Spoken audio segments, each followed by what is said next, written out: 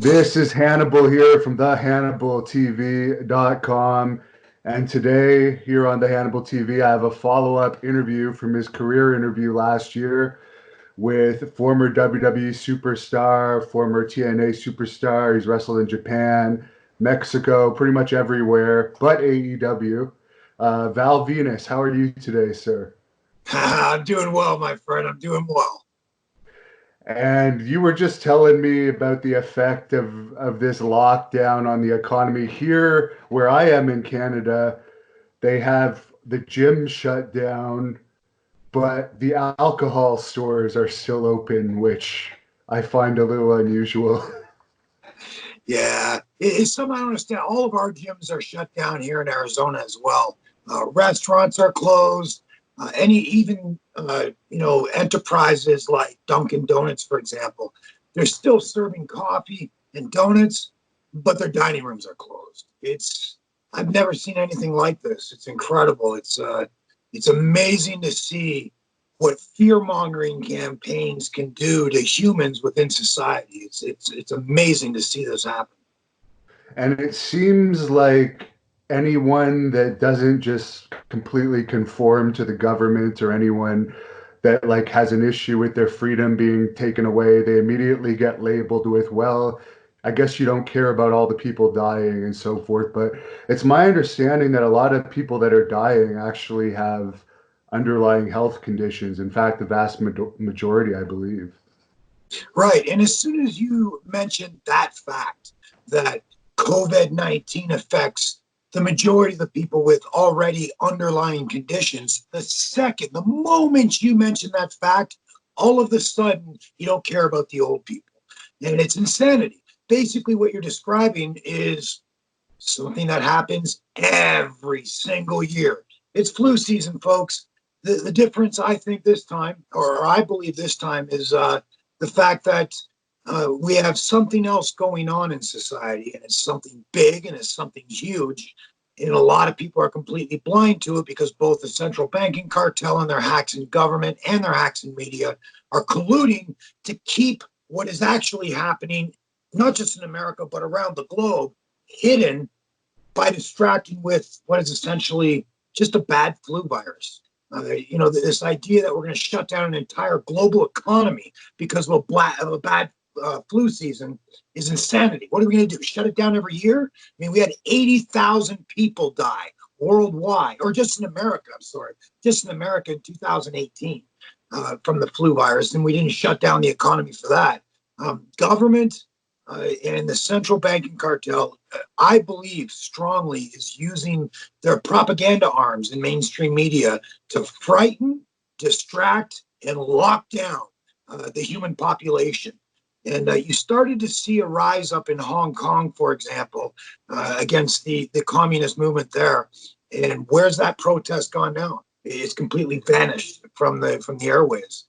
And I think they're trying to keep people separated, keep people afraid from being close together so we don't go up and start protesting when you see an event happen in government that's going to completely change the world. And that's all being distracted by the coronavirus.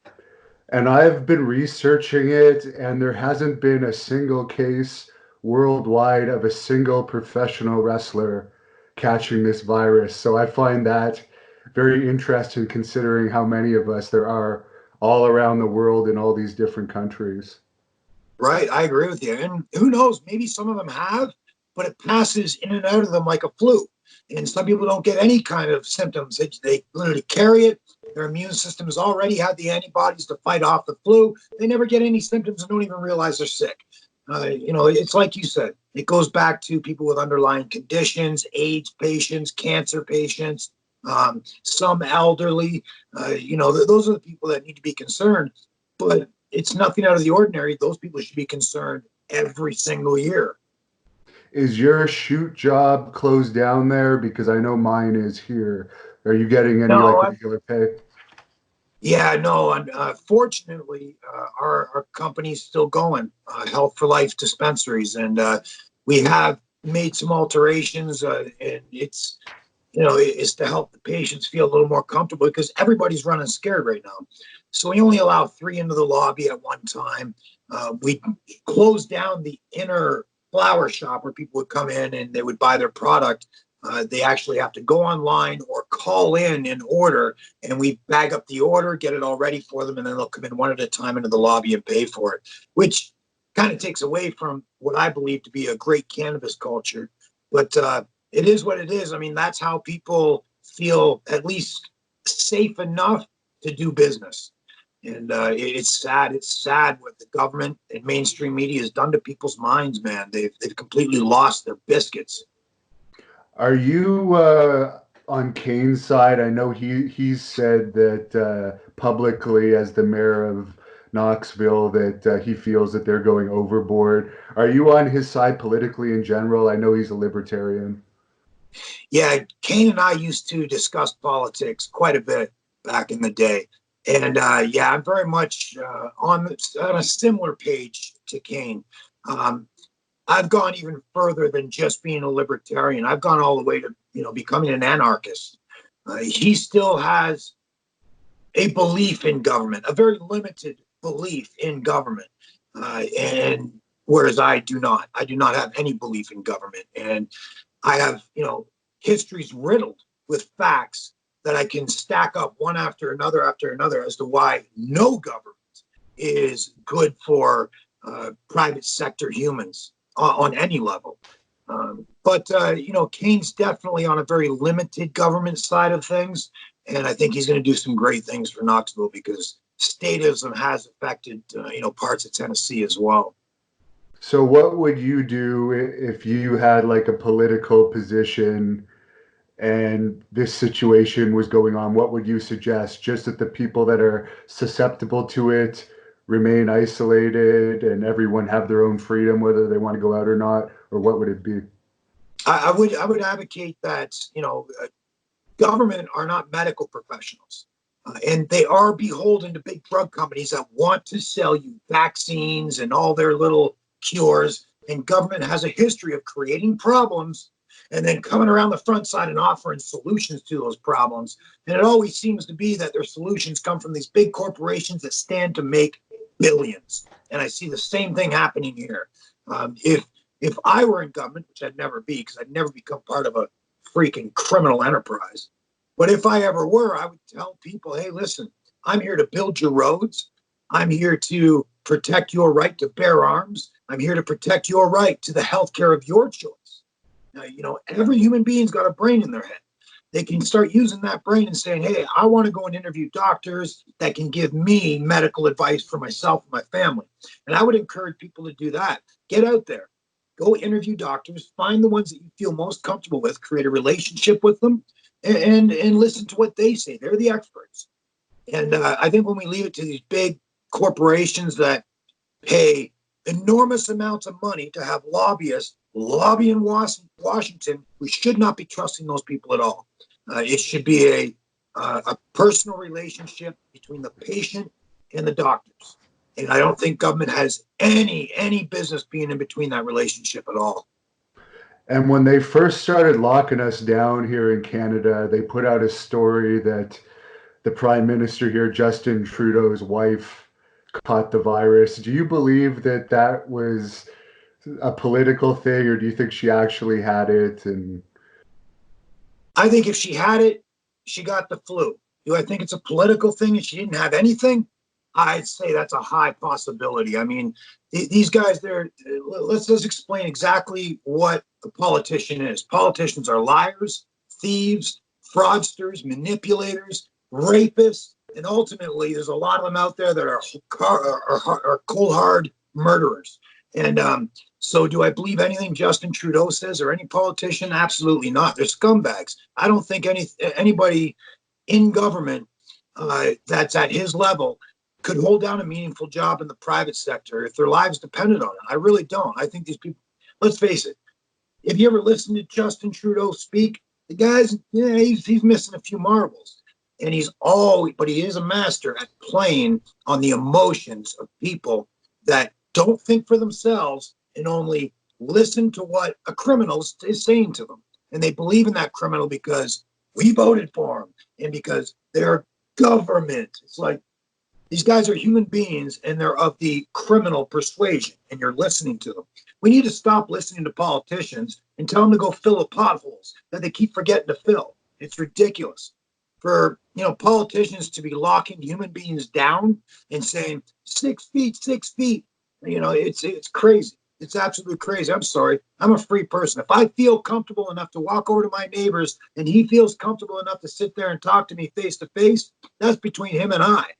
Government has no business coming in there and saying, like down here in Arizona, Governor Ducey announced that if they see people violating that 6-foot rule, that their cops can walk up to them and suggest, hey, you guys need to follow the rules. And if they refuse to follow the police officer's diktats, which are just politicians' diktats, the police officer is just a heavy for the politician. If they refuse to follow that 6-foot rule, they can then issue or get arrested and get fined for $2,500 and face up to 6 months in jail. Insanity, what this world's come to. Insanity. And meanwhile, they're letting criminals out of jail. Yeah, it's crazy. It's literally I think they're trying to get the human population more accustomed to being ruled over and being controlled, because that's what they're doing. They're cranking up the ratchets. I mean, when I'm talking about a big event that's about to happen, that I believe COVID is just one of the pandemics that's distracting from it, is the collapse of the U.S. dollar. And I think that's on the horizon. I think it's already begun. And, with them, when you collapse that U.S. dollar, government is going to scramble to be the solution to what is clearly a problem with the U.S. dollar. And that solution, I believe, will eventually be a one world currency, all controlled by the central banking cartel. And it's insane where society seems to be going. Well, at least the U.S. dollar is a lot better than the Canadian dollar these days. I don't know if you have any idea how bad it is. Yeah, the Canadian dollar is collapsing as well, but you got to remember the Canadian dollar, they've been printing a lot of money for a lot less people. America is actually falling quite hard, but when you get both of them falling at the same level, there's always that same or relatively same distance between the Canadian dollar and the U.S. dollar, even though both of them are taking a nosedive. And the reality is you're starting to see gold start to climb in price. You're starting to see silver barely start to climb in price. I figured we'd see a little more deflation with gold and silver before we break out into hyperinflation. But hyperinflation's coming. And I don't think people understand and it's a lack of real history in public schools now. People don't really understand how devastating a dollar collapse is or a currency collapse. And just to give you a very simple example, society, the humans living in that particular society that experiences a currency collapse suffers greatly. Weimar Germany is a prime example. They were printing money so fast to try and pay off all the reparations to all the European nations. They broke out into hyperinflation. What does that mean? Well, April 1919, it was 4.2 German marks to 1 US dollar. 5 years later, not even 5 years later, almost 5 years later, April 1923, it was 4.72 trillion marks. 4.72 trillion marks to 1 US dollar. The Germans lost everything, and ultimately that's what brought Hitler to power. Is everybody was looking for a solution in a different government, and so they put all their faith into Hitler, and of course we saw where that led. Putting faith in government, believing in them, and obeying them is the worst thing the human population can do right now. Yet they're doing it. They're doing it, and they'll become staunch supporters of government rule. 6 feet rule. We're at the 6 feet rule. I hear it all day long. It's insanity. My own parents wouldn't break that rule with me, so that's pretty sad. Right? It's crazy. This is literally putting fear and instilling fear into the human population just so you can exercise your own beliefs in what should be controlled in human society. And that's, what else would you call that besides sociopathic? I mean, in reality, to want to control and rule over other human beings outside of an absolute self-defense of an invasion or something like that. It's sociopathic in nature, and every politician is a sociopath on what I believe to be a very high level. Now, I've got a bunch of political questions that I'll finish off with, but I'll get into the wrestling related ones for the wrestling fans. There was a fan that wanted me to ask you the last year when I did the interview with you, you said you had a goal of getting down to 210 pounds. Did you reach that goal? No, I'm still hovering around the 220, 222 mark right now. I am going to have to get my left knee fixed. I had a little torn ligament in there, and I've had a few, I've had a few issues with it now. When I started running, I had a few issues with it that, I don't want to do some damage to it. So I'm going to get that ligament fixed, and then we're going to go ahead and continue on with it and get down to 210. Now, how big were you in your prime? Because a lot of people, we know how people are on the internet are commenting that you look sick and so forth, but I actually saw you in person. You had your six pack last time. You're 6'4", so you look jacked in person. You got the veins coming out. Just what's the difference in your weight now compared to then, and do you consider yourself healthier now? Not necessarily healthier. I'm just kind of maintaining until I can get my knee repaired here. But I really haven't changed all that much. It's one of those things where I feel great. I feel, quick. I feel like I got some really good wind to me. Cardio. I'm doing a lot more cardio the last few years than, I did when I was wrestling, because wrestling was my cardio basically. I would do maybe a half hour of cardio before my weight session, but now I'm doing an hour and a half to almost 2.5 hours of cardio when I'm in the gym and the gym's open and I can use a freaking pre-core machine. Yeah. At least you don't have to deal with snow if you want to do cardio outside there like you do here still. Right. You guys still got snow up there? Yeah, in Ottawa anyways, we still got snow. It's slowly going away, but it's awfully slippery out there if you try and run. Oh, I bet it is. Now, you made the news everywhere. I don't know if it was a month or two ago when they had the transgender wrestler Nyla Rose win the AEW Women's Championship. We heard a lot about Cody Rhodes' side of it and Dustin Rhodes' side of it. Could you give us your side of it?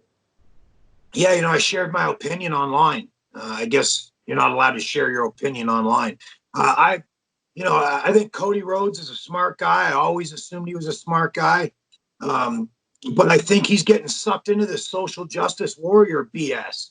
It's a lot of people, humans are going to be human. You're always going to have those people that will take my words out of context and will just run with whatever they feel instead of what the facts are. And I didn't knock Nyla Rose. Even Jim Ross, I guess, apparently somebody was telling me that Jim Ross, said I was knocking Nyla Rose. I never knocked Nyla Rose.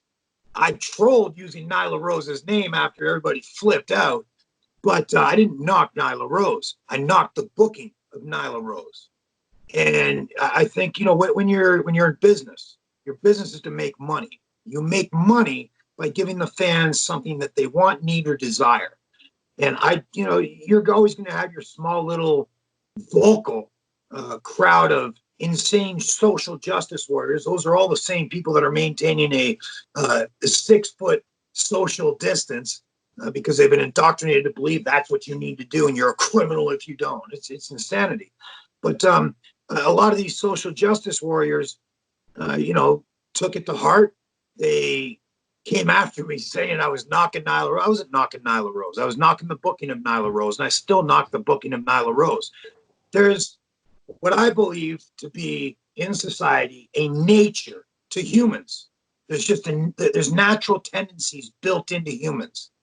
And when you take programming, you take entertainment, and you try to manipulate and condition the human population against something that is natural to you win over some. You win over some that say, we'll base all of their forward motion on that particular storyline on feelings and emotions rather than fact or logic. You know, they made a man. This is what AEW did. I don't know who wrote this, but whoever did needs to get their head examined. They took Nyla Rose, who the majority of wrestling fans, they know that that's a transgender. They know it. It's a fact. It's a fact of life. And instead of using a true fact of life and running with it, I mean, they decided to turn around and say, no, no, no, let's ignore that. We're going to ignore that because it's socially acceptable to have transgenders in society. Okay, I'm down with that, but it's still a transgender that's going into a woman's sport. If we're talking about, you know, shoot, right? You're seeing a transgender biological male go into a woman's sport. Where's the fairness in this? If you're talking about reality and you want to suspend my sense of reality for 2 hours when I'm watching the programming, now I have to sit back and work and force myself to ignore the fact that that's a woman in that's in the or a man in a woman's division. And when you got to make the fans work to ignore some form of reality in order to follow along with your storyline, you just don't cater to the majority of wrestling fans. And I'm sorry to say that, but you don't. How would I have booked Nyla Rose? I would have more booked Nyla Rose as this is a transgender. She wants her rights. She wants to compete against women. And Cody should have said, you can't. I understand we support your change to go from man to woman, but you can't compete against women because you're still biologically a man, and nothing's ever going to change that. And then have Nyla Rose go out, get her lawyers. They have a big lawsuit against Cody Rhodes. And then Cody Rhodes is forced to allow Nyla Rose to compete against women. You'd have, and just have her destroy the women. You'd have the biggest, it would be a huge amount of heelism for Nyla Rose.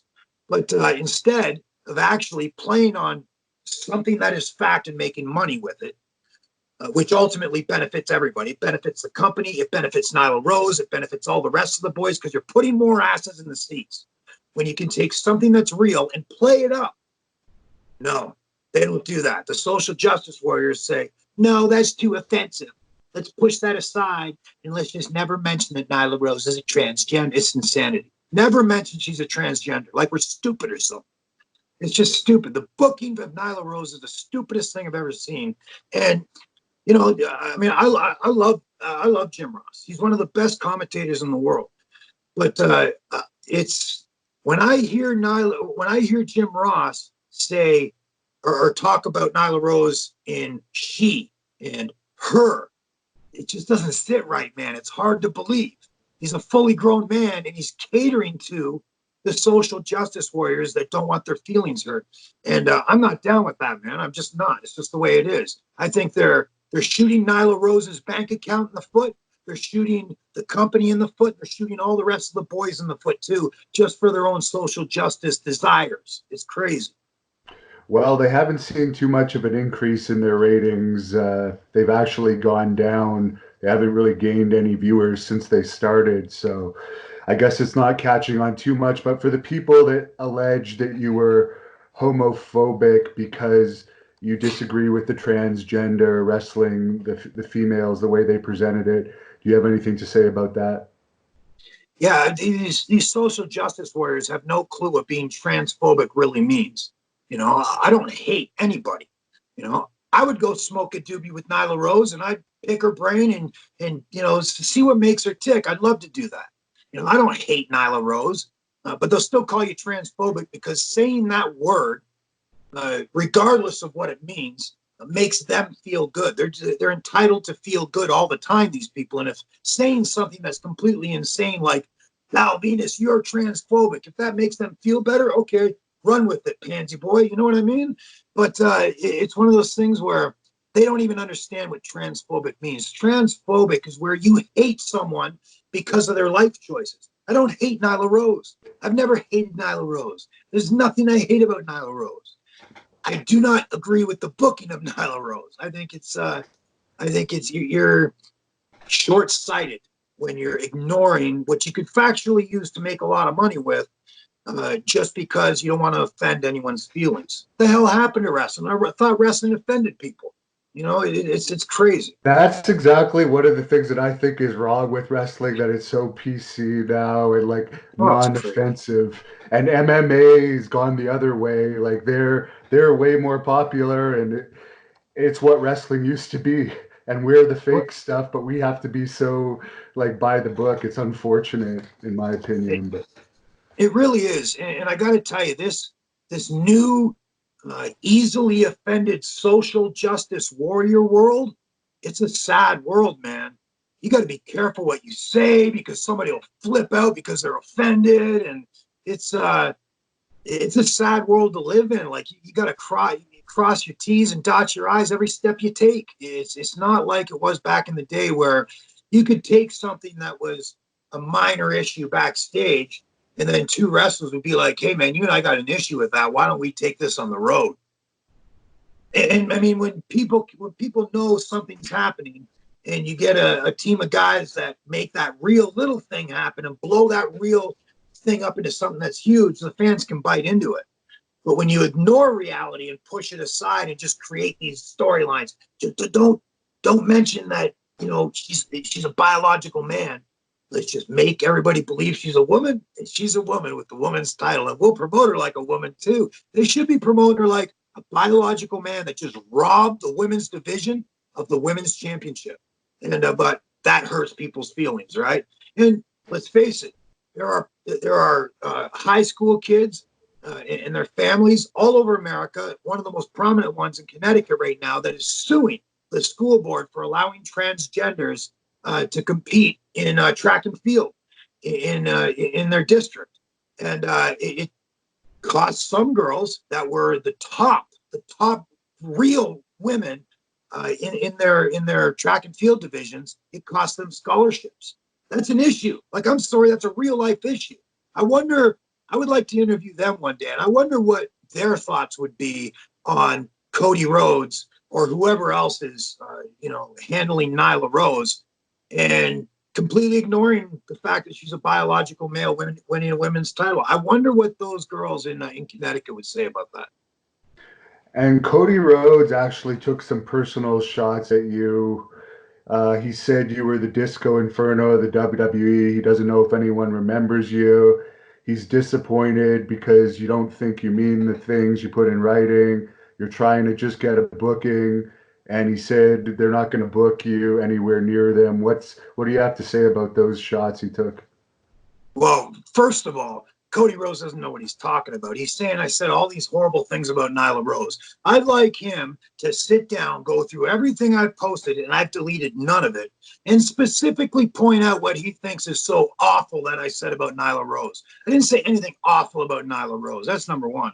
Number two, he said he's vice president of that company. He says I'm banned from AEW. If I ever decided to come back to pro wrestling, I can promise you this, he would not turn me away.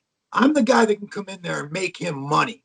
That's if he ever decided he wanted to make money. But I don't do business with companies that leave money on the table by catering to some social justice warriors. So he can ban me all he wants. I'm just still going to go to work every day and serve some of the finest bud in this entire state of Arizona to some of the finest and most enlightened patients in the entire state of Arizona.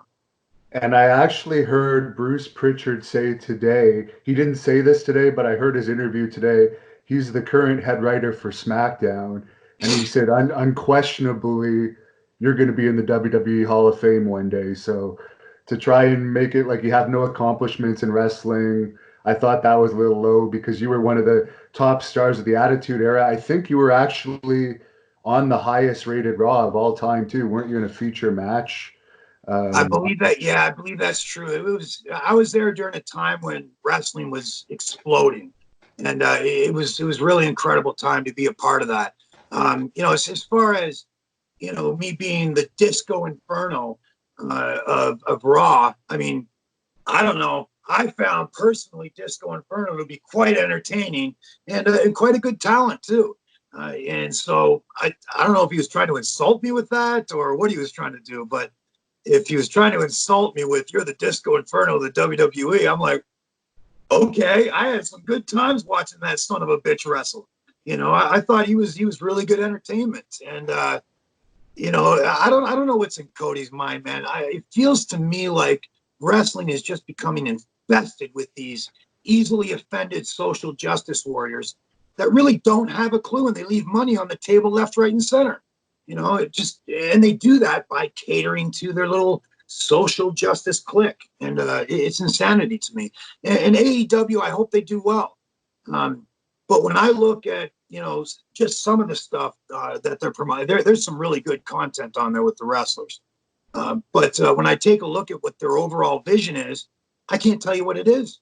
I don't. There's like a bunch of different visions that I see kind of coming up in that company, but I don't know what the overall vision for that company is. It's almost like you have too many heads pulling that company in different directions, which was what I saw in TNA. It's what I witnessed from the outside in WCW. And it seems to me like they're just there's no one solid person on top that says this is my vision. You get all the talent, all the producers, everybody in the company to fall in behind and help reach that one vision for the company. And if you can't, produce and help to reach that vision of the company, you got to step off the train. And I don't see that happening in AEW. Maybe I'm wrong. I'm not there. I don't know what's going on backstage. But I can tell you from just watching stuff from the front, it doesn't appear there's a solid vision for the company right now. Now, Dustin Rhodes also had some negative things to say about you. I won't get into everyone's. Dustin said negative things about me. Oh yeah, because I guess his son is a transgender, so he was particularly upset. But you had a good relationship with him prior to this, right? Oh yeah, I love Dustin. Dustin's great. He's fantastic, man. He's one of my favorite guys to wrestle. Um, he was always a lot of fun. We had some fun matches. And like I said, I'm not knocking transgenders. I never have. I'm an anarchist. You want to be a transgender? I'll be the guy that will stand up in front of government when they try to make it illegal for you to be a transgender. But when I take a look at a company that, I think's got a very good opportunity to compete successfully against WWE, especially when you look at the finances that are backing that company, and then you see them catering to the social justice crowd with social justice approved content, you're leaving money on the table. And you're not just leaving a little bit of money, you're leaving a boatload of money. And that's it's sad to watch that happen, because it's you can be the social justice warrior all you want, but when you're cutting your paycheck in a quarter of what you could have had, you're not doing yourself any favor. Now, when you worked with Dustin in WWE, you were doing an angle with his ex-wife now, Terri Runnels. Was that awkward at all, or because I guess they ended up getting divorced shortly after that, or was it all very professional? No, it was all very professional. I enjoyed working with Terry. It was fun. I was in that mode at the time where, all I wanted to do was work and produce content for the fans to watch and enjoy. And so anything outside of that wasn't even in my mind. I was very tunnel vision back then. And, I enjoyed my whole time there. I worked with Dustin quite a bit. And I think we put on some pretty good shows. And, it's sad that they come out and they take my opinions that I share online and then take it so far as to say I said awful things about Nyla Rose and blah blah blah blah, and it's craziness. It's craziness. I'm against leaving money on the table, and I think catering to social justice warriors leaves a boatload of money on the table. Now, I didn't see this post, but Rene Dupree told me to ask you about this. He said, I guess you made a post one day about a chair shot Triple H gave you that was a little dangerous or something like that. Yeah, it was on Raw, I believe, and it was one of those things where it caught me just in that right spot, and I went out. I'm guessing I was out for maybe a second or 2 seconds, maybe three. I don't know. All I remember at that point in time was opening my eyes, and this is what I remember specifically because it was so, I guess, frightening. When you open your eyes and you're looking up at the lights and you don't know your own name, You see all these people up in the stands all around you. You don't know where you are or what you're doing. It takes a good 3 to 4, maybe 5 seconds for all those marbles to come back together, and you go, oh yeah, I'm in the middle of a match. And I remember just trying to think, looking around, going, what the heck, where am I? What am I doing?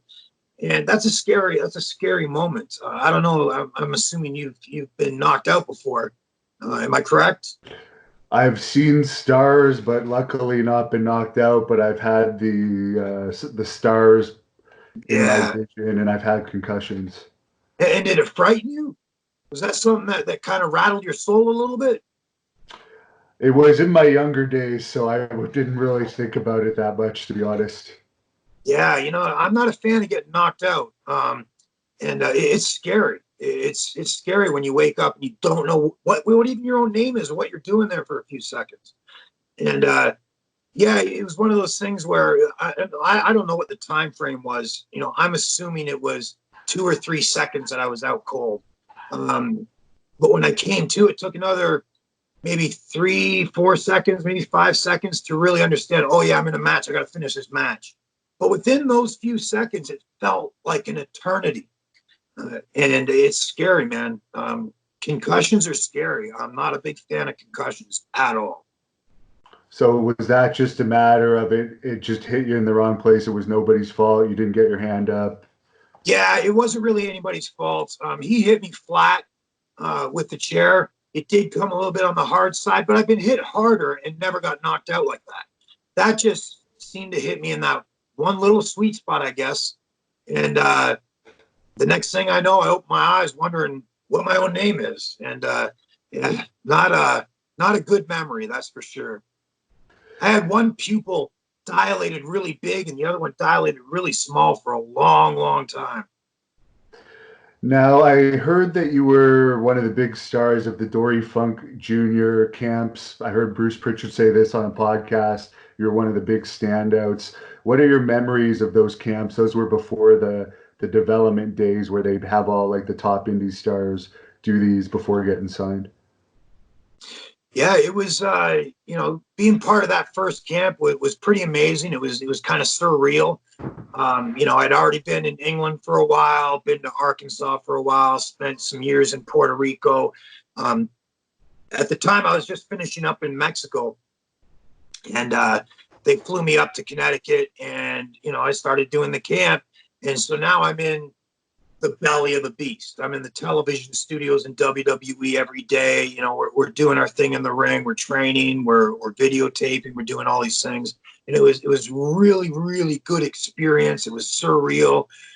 But at the same time, I had all the novelty of WWE for me at that time was not waning, but I was very, very happy wrestling in Japan for All Japan Pro Wrestling at the time. I had, started there a couple of times, and I really enjoyed that wrestling. So before Japan, my main goal was to at least wrestle in Japan and get that under my belt, and then get to the big stage with WWE. But I fell in love with Japanese wrestling.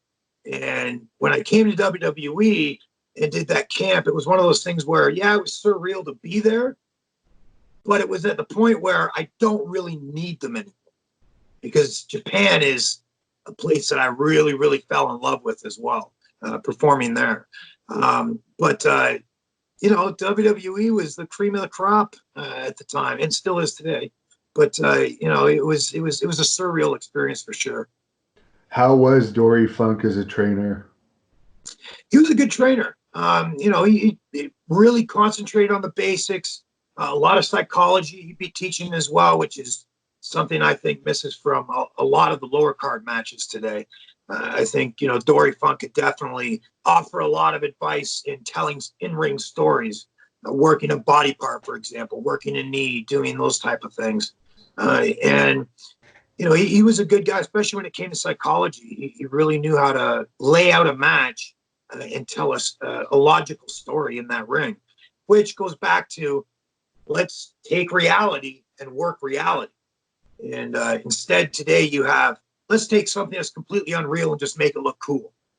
It doesn't make any sense to me. I mean, people aren't stupid. You know what I mean? People are indoctrinated, but they're not stupid. And you were CMLL champion before you went to WWE. How big a deal was that to you? Is that's the big company? I think it's one of the oldest companies in the world, if not the oldest. Yeah, becoming a Universal Champion in Mexico was a huge deal for me. And I got to work with Raul de Jalisco Jr. as well the entire time. And I mean, we beat each other up all over Mexico, Monterrey, going up into northern Mexico, back down to Mexico City, out into Acapulco. We went all over Mexico and just beat the crap out of each other. And then eventually, when it came down to the big blow-off match at Arena Mexico in Mexico City, it was the championship match that also had the masks on the line. And it was amazing. It was truly amazing to be in a storyline at the top of the card and really knock the ball out of the park down there. It was an honor to work with Raul de Jalisco, and it's something I'll never forget. Is it true that the wrestlers in Mexico are a little bit more into drugs overall than other companies? Because I've had a few Mexican wrestlers tell me that. Yeah, I would say there's definitely a crew of guys that are always going to be heavy into drugs, but there are guys that are, down in Mexico wrestling as well that don't do anything. They might drink some alcohol or, something like that. But, yeah, you do have your crew of guys though. But I mean, I think that's the same everywhere. In Mexico, it may be, a little bit more than here in America, for example, or over in Japan, of course.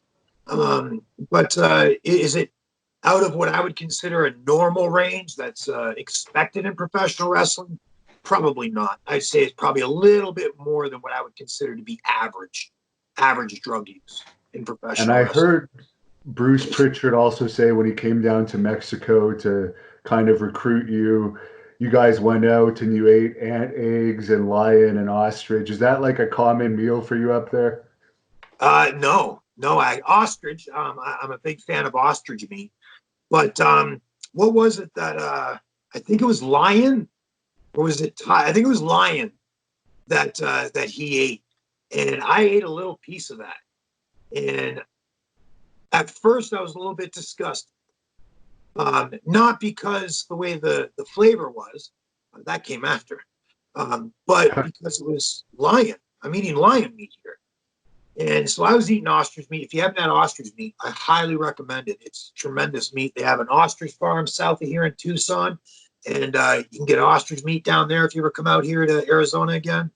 And it's If they phenomenal ever meat. open up the border, What's that? if they ever open up the border, Oh, it's terrible. It's just terrible. But I'll tell you what, when I ate that little piece of lion that he fed me, it was a little bit disgusting just because I was eating lion. But then when I sat back and started to examine the flavor, I was like, yep, this is absolutely disgusting. It tasted, now just imagine this, a dirty, wet cat. What does that smell like? That's what it tasted like. It's more than just gamey. I can handle gamey meat. I kind of enjoy it. This was just dirty, wet cat gamey. It wasn't a good flavor. That was my personal opinion of it. I ate some of the crispy ants. I didn't eat the worms. Bruce, if I remember correctly, I think he tried everything. If I remember, he said he maybe I'm liked the missing. worms. I think he tried everything. Yeah. I was a little Yeah. shocked. Now, I heard Mrs. Yamaguchi in that angle you did, the famous thing where they tried to cut off your package, I guess. She wasn't an actual wrestler, she was just an actress. Yeah. What was it like working with an actress in a wrestling angle?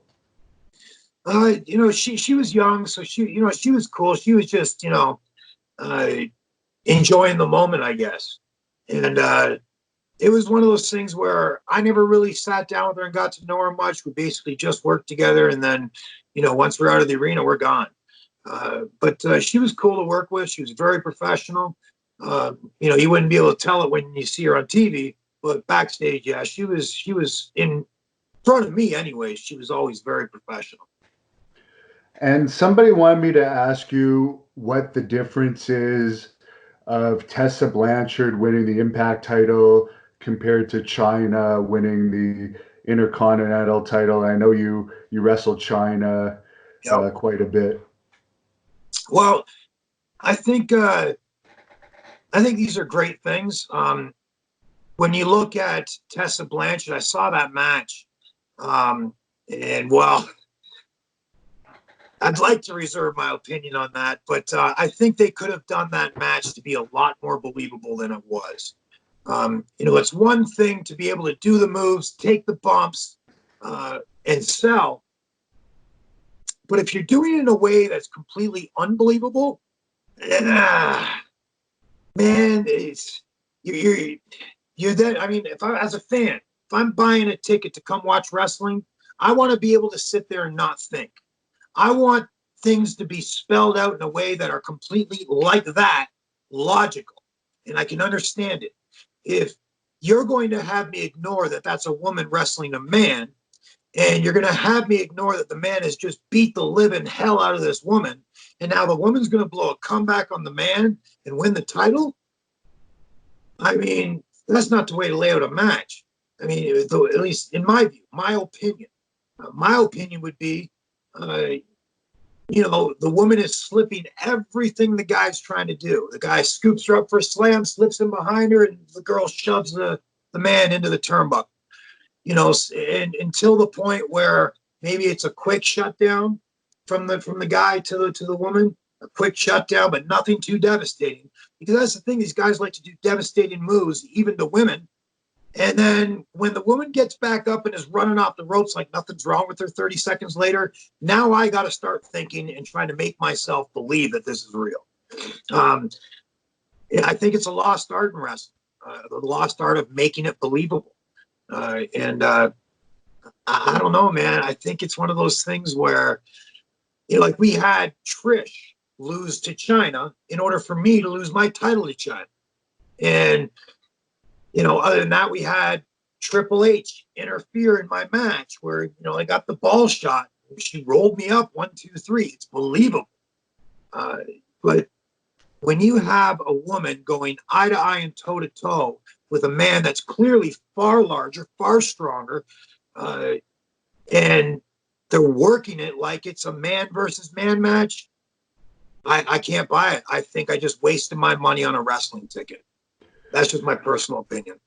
I've tried to look up their ratings, but they don't release their ratings anymore, and they don't release their attendance anymore. So I highly doubt that means that they're blowing people away with the ratings with her as champion. So yeah, that's another thing. If you're there's a way to do it. You can get creative and do it, definitely.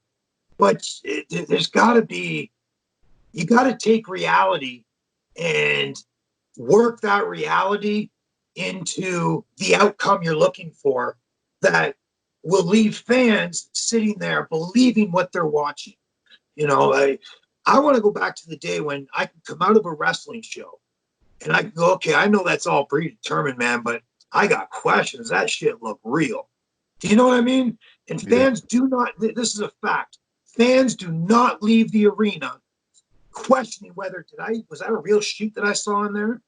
Or was that a work? They don't leave the arenas doing that anymore. They leave the arenas going, yeah, I'm going to go buy this, let's go get a slushie somewhere. They leave wrestling knowing it's a work. And it's one thing to know it's a work, but it's another thing when you can have the fans leaving the arena questioning whether everything they saw was a work. And that doesn't happen today, at least in my opinion. It just doesn't happen. now, for your Big Valvoski nickname, is that something you came up with or creative came up with? That's a good question. I don't even remember. I'd have to think. I don't even think I can remember where exactly it came from. I think it may have just been off the cuff. Just me talking backstage and going, hey, you don't talk to the Big Valvoski like that. Because I remember saying that a lot at the very beginning. Just joking around with some of the guys, you know what I mean? But I don't know if someone had told that to me or if I thought it up or someone else thought it up. I just remember using it, and when I got a reaction from the fans by using it, I just kept saying it. So it didn't have anything to do with you being a fan of the Big Lebowski movie or anything like that. It was just No, but now that you mention it, that may have been part of it. And it kind of, now that you bring that up, I remember Test and A Train and I driving in a car from one city to the next. And I remember them talking about that movie. And we were all thinking about, the Lebowski thing. And then maybe it was somebody in the car, maybe Test or A Train, that just said Val Boski. I can't remember specifically, but that does sound kind of familiar. Whether that is where it originated, it may have been. It may have been, but I can't guarantee that. I can't remember that far back. and for the money shot finisher that you did in WWE, was that your finish prior to WWE or something that they gave you? Yeah, my finish was the splash off the top rope. I believe, and I could be wrong, but I believe it was Vince Russo that called it the money shot. Now, there's a funny story about the money shot name.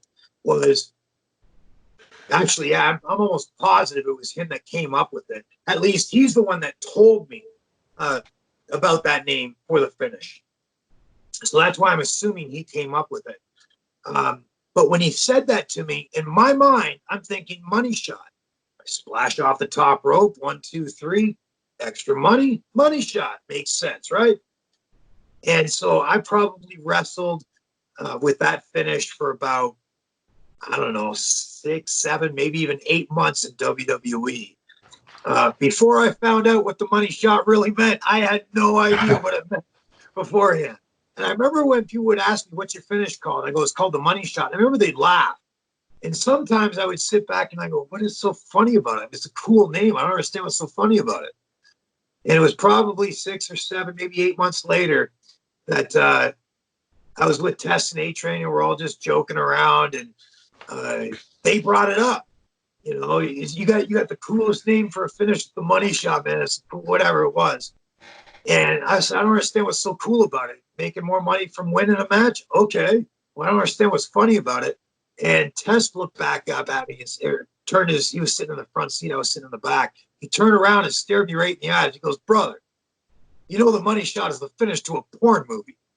And I kind of went back to the seat and I went, what do you mean it's the finish to a porn movie? He's like, yeah, it's when they finish in a porn movie. And I'm like, oh, and I started to say to myself in my head, that son of a bitch, Vince Russo. I had no idea. That's what they call the finish to a porn movie. How was Vince Russo to work with? Because we always hear the negative stories, but obviously he was writing during WWE's ratings peak, so he couldn't have been that bad. Vince Russo was an envelope pusher, man. I loved working with that guy. When that guy came up with storylines and came up with, even a few Val Venis jokes that he came up with, it was amazing to watch his mind work. And really, but here's where I saw, and I could be wrong about this as well. This is just my opinion. When Vince was writing in WWE, he was writing things that were pushing the envelope as far as he possibly could. And then it seemed like Vince would pull the chains back to where he wanted it. So Vince would go way out here, like Vince Russo would go way out here, and then Vince McMahon would pull him back to where he wanted him. I guess to make it TV suitable, I guess, without going too far. But he was a great mind in wrestling. He came up with phenomenal storylines. That was a time when every single card on the show was a storyline. There was a time, Crash Holly was better known than Goldberg. And it's one of those things where he had an amazing mind. When he went to WCW, I remember that day. We were coming back, I believe, from Europe at the time when we found out that he had left the company and went to WCW. It was a somber Raw backstage when we got back to stateside. People were really shocked because he was a writing machine in WWE.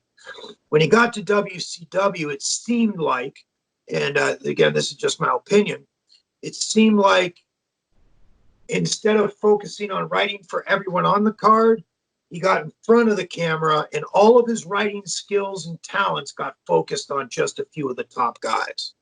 Now, I could be wrong, but that's what I remember seeing when I was watching the WCW show. And I think Vince was far more effective behind the scenes writing for the talent instead of going in front of the camera and becoming the talent. Was it his idea to come out with the shirt for you that would have like the jizz writing on it? And I wore that to the ring too. Yeah. It was tremendous. Tremendous. Like I said, he was an envelope pushing dude. And a great mind for writing. Great mind for writing. But I think he's one of those guys that's so overly creative, he needs to have somebody there to pull him back in check and get that real good balance of pushing the envelope, but not to the point where it becomes a turnoff. I think Vince would pull him back to the point where his content, his writing skills would create content that would go as far as human nature would allow before they go, okay, no more of this. Does that make sense? Yeah. It's again, you want to push the envelope as far as you can to maximize the money on the table. But if you go just a little too far, money starts coming off the table, and that's a no-no. And obviously, people don't really understand that at AEW, leaving money on the table left, right, and center. It's craziness. And I had a fan question that they wanted me to ask you if you had to provide your own towels, or would WWE give you a towel? No, sometimes I would buy a stack of towels and wear one out every week.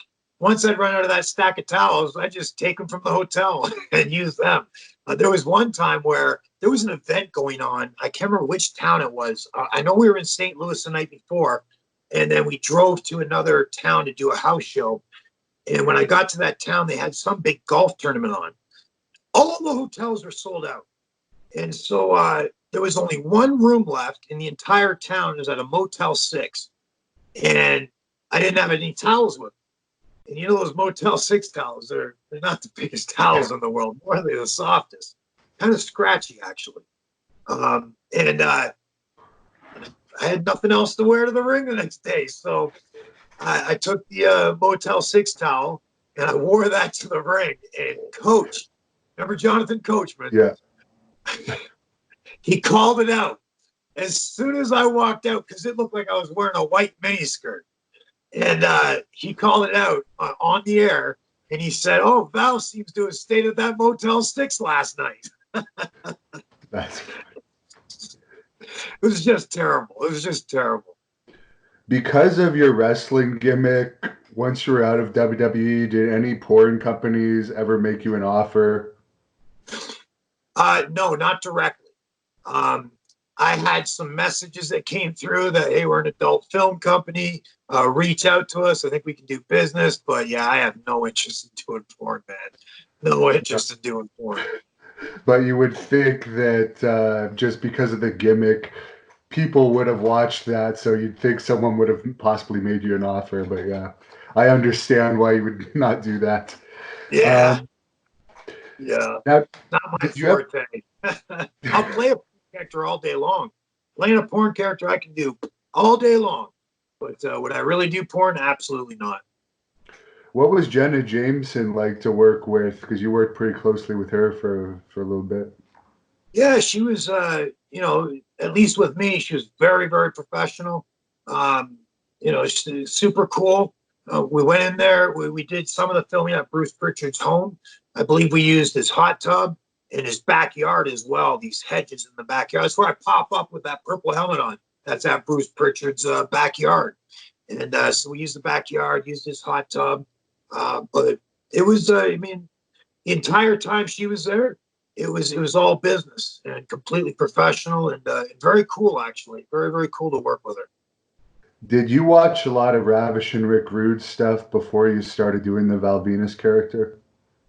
I didn't watch a lot of Ravishing Rick Rude stuff before I started doing the Val Venis character, I've always watched Ravishing Rick Rude stuff. I thought, from day one that Ravishing Rick Rude was a phenomenal performer. He looked like $1 billion. He talked like any top-notch great wrestler and performer ever has. He was a guy that when he spoke, you knew that's a top guy right there. There was no questioning that. So I've always been a huge fan of Ravishing Rick Rude. Two guys in WWF days that I used to watch and really admire were Kurt Hennig and Ravishing Rick Rude. Two guys that I thought were always phenomenal. So it wasn't that I didn't study him when they said, okay, you're going to play this character. I've just always been a huge fan of his. And so you could say it's been a lifelong study of Rick Rude's, at least as long as his career was in motion anyway. And you wrestled The Rock on the Owen Hart tribute Raw the night after Owen's fall. Was that a tough match to do so soon after losing a coworker like that? It wasn't a tough match to do because Rock and I were doing that in Owen's honor. And I was honored to be a part of that. And that's a tough memory right there. Every time I think of it, I literally just spoke to him for a good 3-4 minutes before he went upstairs to the rafters. And I was the very next match after he fell. And so it's something that's burned into my memory that anytime I think about it, man, it brings back. I'm not an emotional guy, but it does bring back a heavy feeling right in my sternum area. I don't know if that makes sense or not, but anytime I think of that, it's just like, man, that sucks so bad, And it's one of those things where I'll never forget it. It was, you have memories in life. As you go through life, there are things that happen that are so shocking or so outside the norm. There's no way you can ever forget the specifics of what you were doing when that happened. I mean, I can remember it like it was yesterday, doing push-ups and doing Hindu squats right in front of Bruce Prichard's table in the gorilla position, getting ready for my match, warming up for it. And Bruce Prichard standing up, throwing his headset down. He's going, EMTs, EMTs, somebody just fell from the rafters. And I remember it so vividly. And I'm sure you have memories that, are so shocking that you'll never forget the specifics of what happened when those memories were being created. And Owen Hart falling from the rafters was something, I'll never forget the specifics. It was, do you remember your conversation with him, what it was about? Funny, I don't really. I know we were talking about, like I was asking him about a rib that both him and Jeff Jarrett were getting ready to play on one of the other talent in the locker room, because they're always coming up with these, jokes and ribs to play.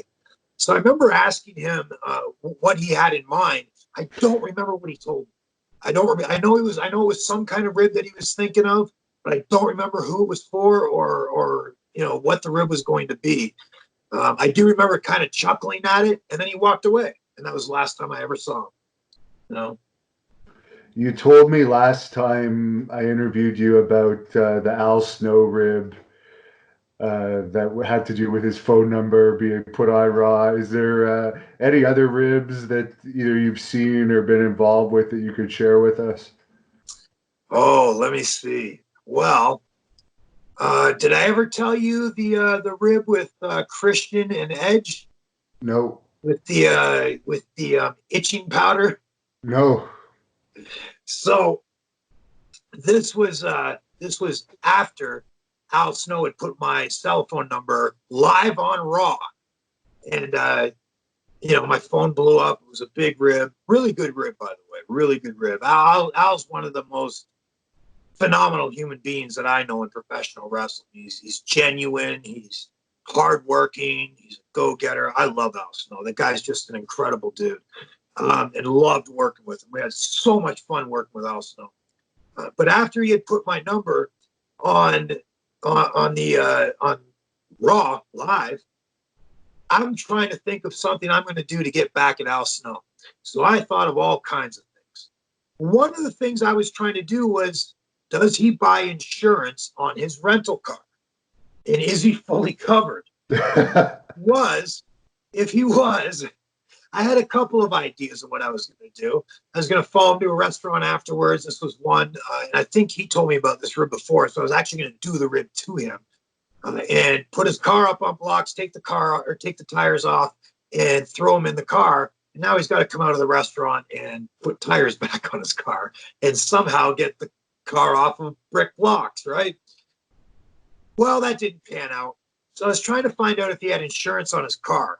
And I never found this out because something else happened. But what my plan was, is if he had insurance on the car, I was going to get the expanding foam that you can buy in cans from like Home Depot or Lowe's.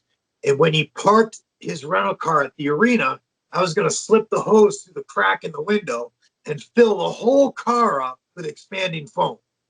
The car will be ruined, be completely destroyed. And so that's why I spent a couple of weeks trying to get it out of him, talk to him a little bit and say, hey, by the way, do you pay for the insurance on the rental car when you get it, or do you already have it on your policy that you have personally? Or I'm trying to, and I just couldn't get it out of him. Well, while I spent a couple of weeks all the time trying to whittle it out of him, I found out that it was Christian that had told Al Snow to put my number live on Raw. So while Al was the performer putting my number on Raw, Christian was the mastermind. So my target went from locked on to Al Snow to locked on to Christian. So now I've had to restructure everything in my head and figure out a good rib to play on Christian. So A-Train and Test and I, one day, we were in a mall. We walked into a magic shop and Test pulled out some itching powder. And I'm like, does that stuff really make you itch? He goes, oh, yeah. And so I thought of a perfect rib. And I believe it was Hershey, Pennsylvania that we were at. And when I got to the arena, I went into the locker room. We were there around noon. I walked into the locker room, and Edge and Christian aren't there. A lot of the other guys are there, but Edge and Christian aren't there yet. They haven't arrived. So, I'm putting my bags on my spot, getting all set up. And then Edge and Christian come in, and I say, hey, guys, what's up? And they go and they drop their bags in their spot. I should have been paying attention to how they were putting their bags and stuff, but whatever, I wasn't. And finally, as the boys start heading out of the locker room and heading down to catering to grab a bite to eat, I was saying to Test and Edge, I said, hey, guys, when everybody's gone, watch the locker room door. I'm going to go into Christian's bag, pull his tights out, and in the crotch area, I'm going to fill it up with itching powder and then kind of take a pencil and really rub it in there. And Edge was sitting right across from me reading a book, and everyone else had left. And I'm sitting there scratching my head. I'm going, come on, this son of a bitch has got to leave this locker room. And finally, after a few minutes, I figured he's going to read that whole book here. So screw it, I'll do it another time. So I get up, and as I walk out, Tess and A-Train are at the front door like they're supposed to be, watching, making sure nobody comes in. And I go, guys, we're going to have to do it another time because Edge is in there. He's going to read that whole damn book before he leaves. And as soon as I said that, Edge walked out. And he says to us, he goes, hey, you guys going to catering? And I'm like, yeah, you going there now? He goes, yeah, we'll see you there in a minute. As soon as Edge took off to catering, I turned to Tess and A-Train and said, guys, watch this door. And I dove back in there, and I walked up to where I know Edge and Christian set their bags down. And I'm looking at the bags. I'm going, which one's Christian? Which one's Edge's? Fuck it. I'll do them both. So I pulled out Edge's trunks or whoever it was, rubbed a little bit in the crotch, and with a pencil, I just pushed it all into the material. Pulled out the other trunks out of the other bag, put it all in the material. And of course, as the night goes on, we're getting closer to showtime. Edge and Christian eventually come in and get dressed. And they're putting their long tights on and their boots, and they're walking around the locker room and nothing's happened. And I know for a fact that stuff was itchy because my hand got really, really itchy when I was working with it, trying to put it in there. And I figured, well, maybe once it's out of the bag, if it's out any length of time, it stops itching maybe. I didn't know. I just figured this is a dud. They're walking around and nothing's happening. And I'm like, well, that was a waste of money. Well, when they went out to gorilla position because they were getting ready to wrestle, Tess comes running in, Val, you got to come see this. And I followed Test all the way out to the base of where gorilla position is. And I'm looking up into gorilla position, and I see Edge and Christian pulling the material off their crotch area. I died, completely died. And then I watched them go out to the ring, and they got to do a tag match. And every time the guy's standing on the corner while the partner's wrestling, they're sitting there moving, their legs are totally uncomfortable, and it's clearly obvious. Then they started tagging in and out faster and faster because they both wanted to be the guy that's sitting there holding the turnbuckle, just so they can try to fiddle around with trying to get comfortable. But when they came back to the locker room after their match, I was dying laughing. When they came into the locker room, I kind of had to settle down, right? Like, and the only people that knew were me, Test, and A-Train. No one else knew at that point. And Edge and Christian came running to the locker room going, oh my God. And they're ripping their clothes off. And I'm like, dude, what's up? And Edge looked right at me in the eye, and he goes, I think Christian bought laundry detergent that we're both allergic to. I busted out laughing. Going, Christian, why would you buy law? I didn't do that. That's ridiculous. And of course, once they got all their clothes off, they ran into the shower, and apparently running water makes itching powder even worse. And so they were screaming in the showers. It was hilarious. It was funny. And then that night, a couple hours later, we were all at the Outback Steakhouse, and Test and A-Train and I walked into Outback, and of course, there's Edge and Christian. I'm going, hey guys, what's up? They're like, man, this stuff's still itchy. And Edge is like telling Christian, man, I don't know what laundry detergent you bought, but you need to stop using that stuff.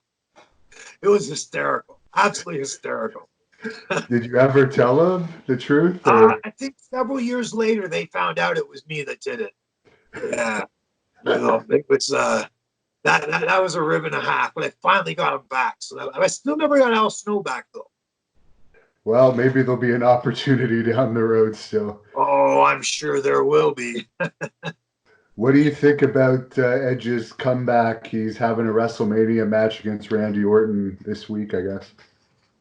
Yeah, it's I just recently found out that he had come back, and hey, man, all the more power to him. He's a hell of a wrestler, hell of a talent, one of the best in the business.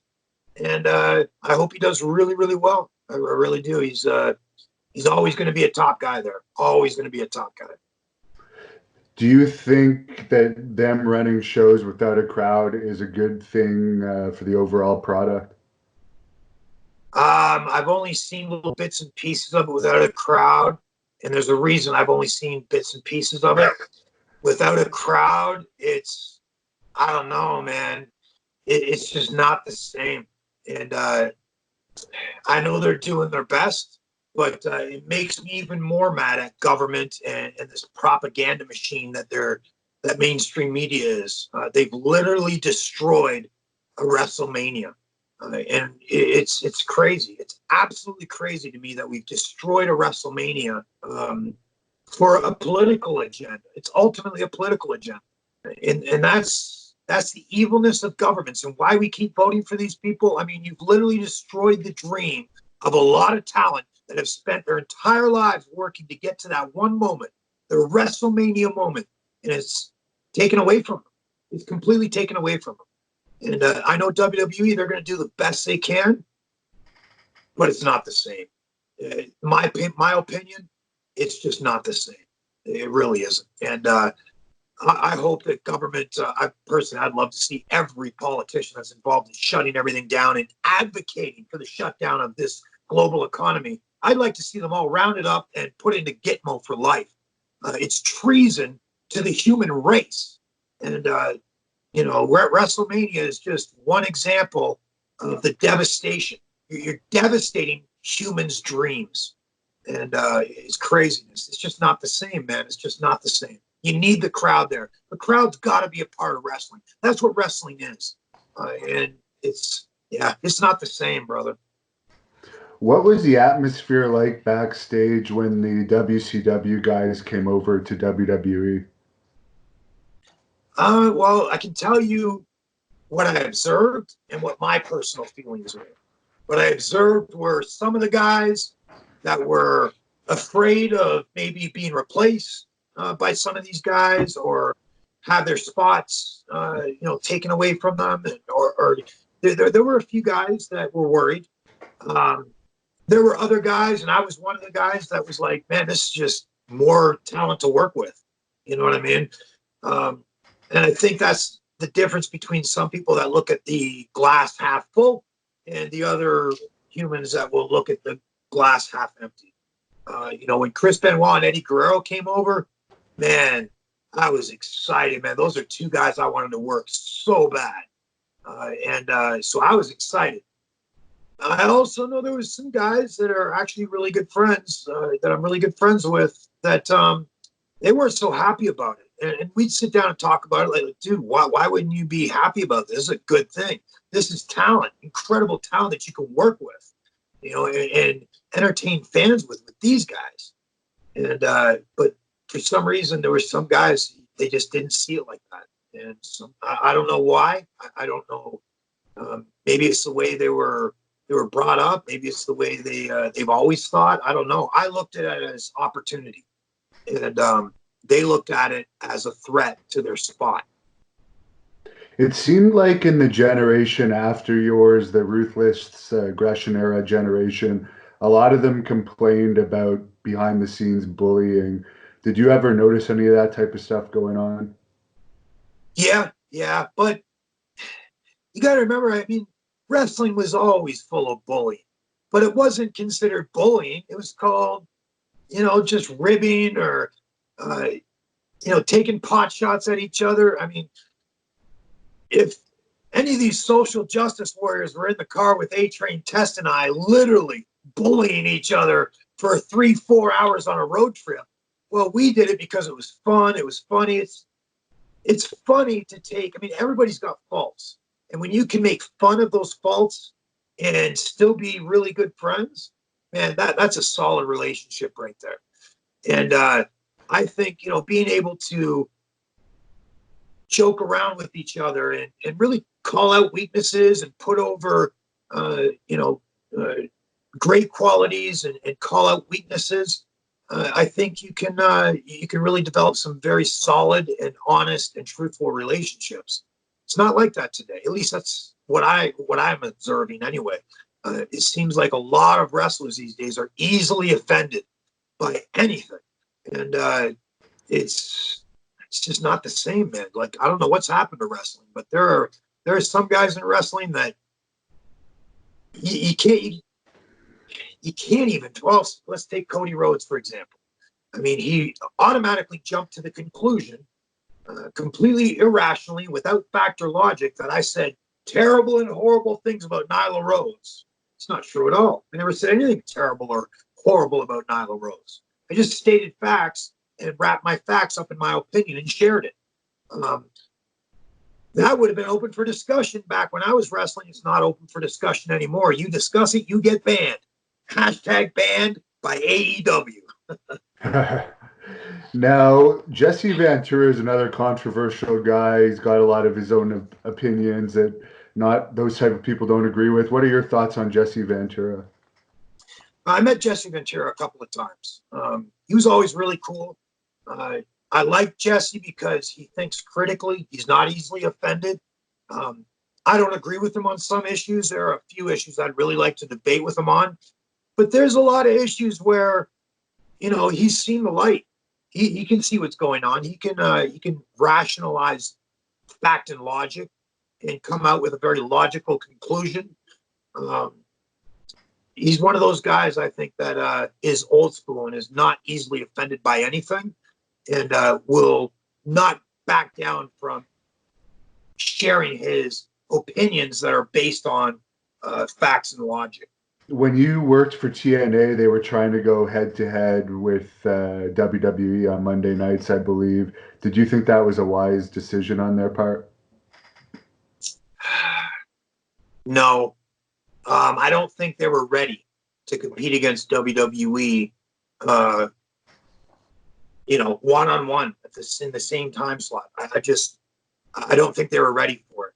Again, I looked at TNA and I saw, when you look over at WWE, you saw one man, and that was Vince McMahon, who had a vision for the company and everyone else fell in behind to help Vince McMahon reach that vision.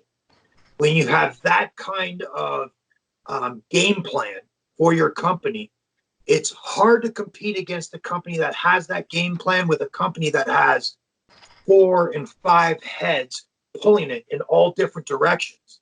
And you don't know which way is up. And for them to be in that state of doing business and all of a sudden decide they're going to compete against a company that has that one vision clearly defined, you don't have a chance. I think they really should have stayed in their own time slot and really worked on bringing these 4 or 5 different heads pulling the company in different directions and bring them together into one vision. And during that time, they should have been acquiring their own fan base. Once they built their fan base up and they had one vision for the company that was going to cater to wrestling fans, then maybe try and step up and compete with WWE. But I don't see a company that's being pulled in 5 and 6 and 7 different directions competing with a company that has one solid vision. And you just can't compete against that. I mean, at least not successfully. You could definitely compete against it until your finances run out of money, but then you're done. And I mean, that's what happened with WCW. Too many chefs in the kitchen. And when you worked for All Japan Pro Wrestling, I believe Johnny Ace was behind the scenes there. How was your experience with him in All Japan and also in WWE? Johnny was the guy that brought me over to All Japan. I was tag teaming with another former WWF talent named Rex King. He was Timothy Wells in WWF back then in the tag team Well Done. I think he was only there for a heartbeat. But I had been working with him in Puerto Rico. We went over to Japan as a tag team. He had known Johnny Ace. So through Rex King, I met Johnny Ace and was brought over to All Japan Pro Wrestling, which I'm forever grateful for. Johnny's a go-getter. He's a businessman. He's a great finish guy. If for Japanese style finishes, which I am personally a massive fan for, he knew how to create Japanese style finishes, and I fell in love with those style of finishes. And I took what I learned from Johnny Ace and of course the Japanese crew over there as well.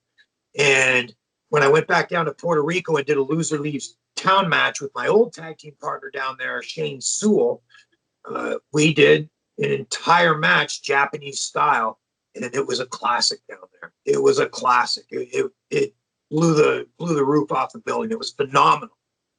And so Johnny Ace introduced me into the Japanese way of putting matches together, I guess is the best way you can say it, the easiest way to say it. Putting matches together and really designing finishes that literally leave fans on the edge of their seat every single false finish. And so for that, I'm super grateful to Johnny Ace for that experience and that knowledge. It really added to the psychology part of wrestling that I was constantly working on. I had a couple of old timers throughout my career that would always look me in the eye and they'd say, it's not about getting your shit in. It's about emotionally connecting with the fans. And you do that by being very believable in telling stories where we go back to the fan doesn't have to think. You're putting something on in front of the fans that makes sense. They don't have to think in order to make it make sense for them. And if you can do that, the fans are going to leave that arena saying that was money well worth being spent on that wrestling ticket. And I don't see that with wrestling fans today. They don't leave the arenas fully satisfied, I think.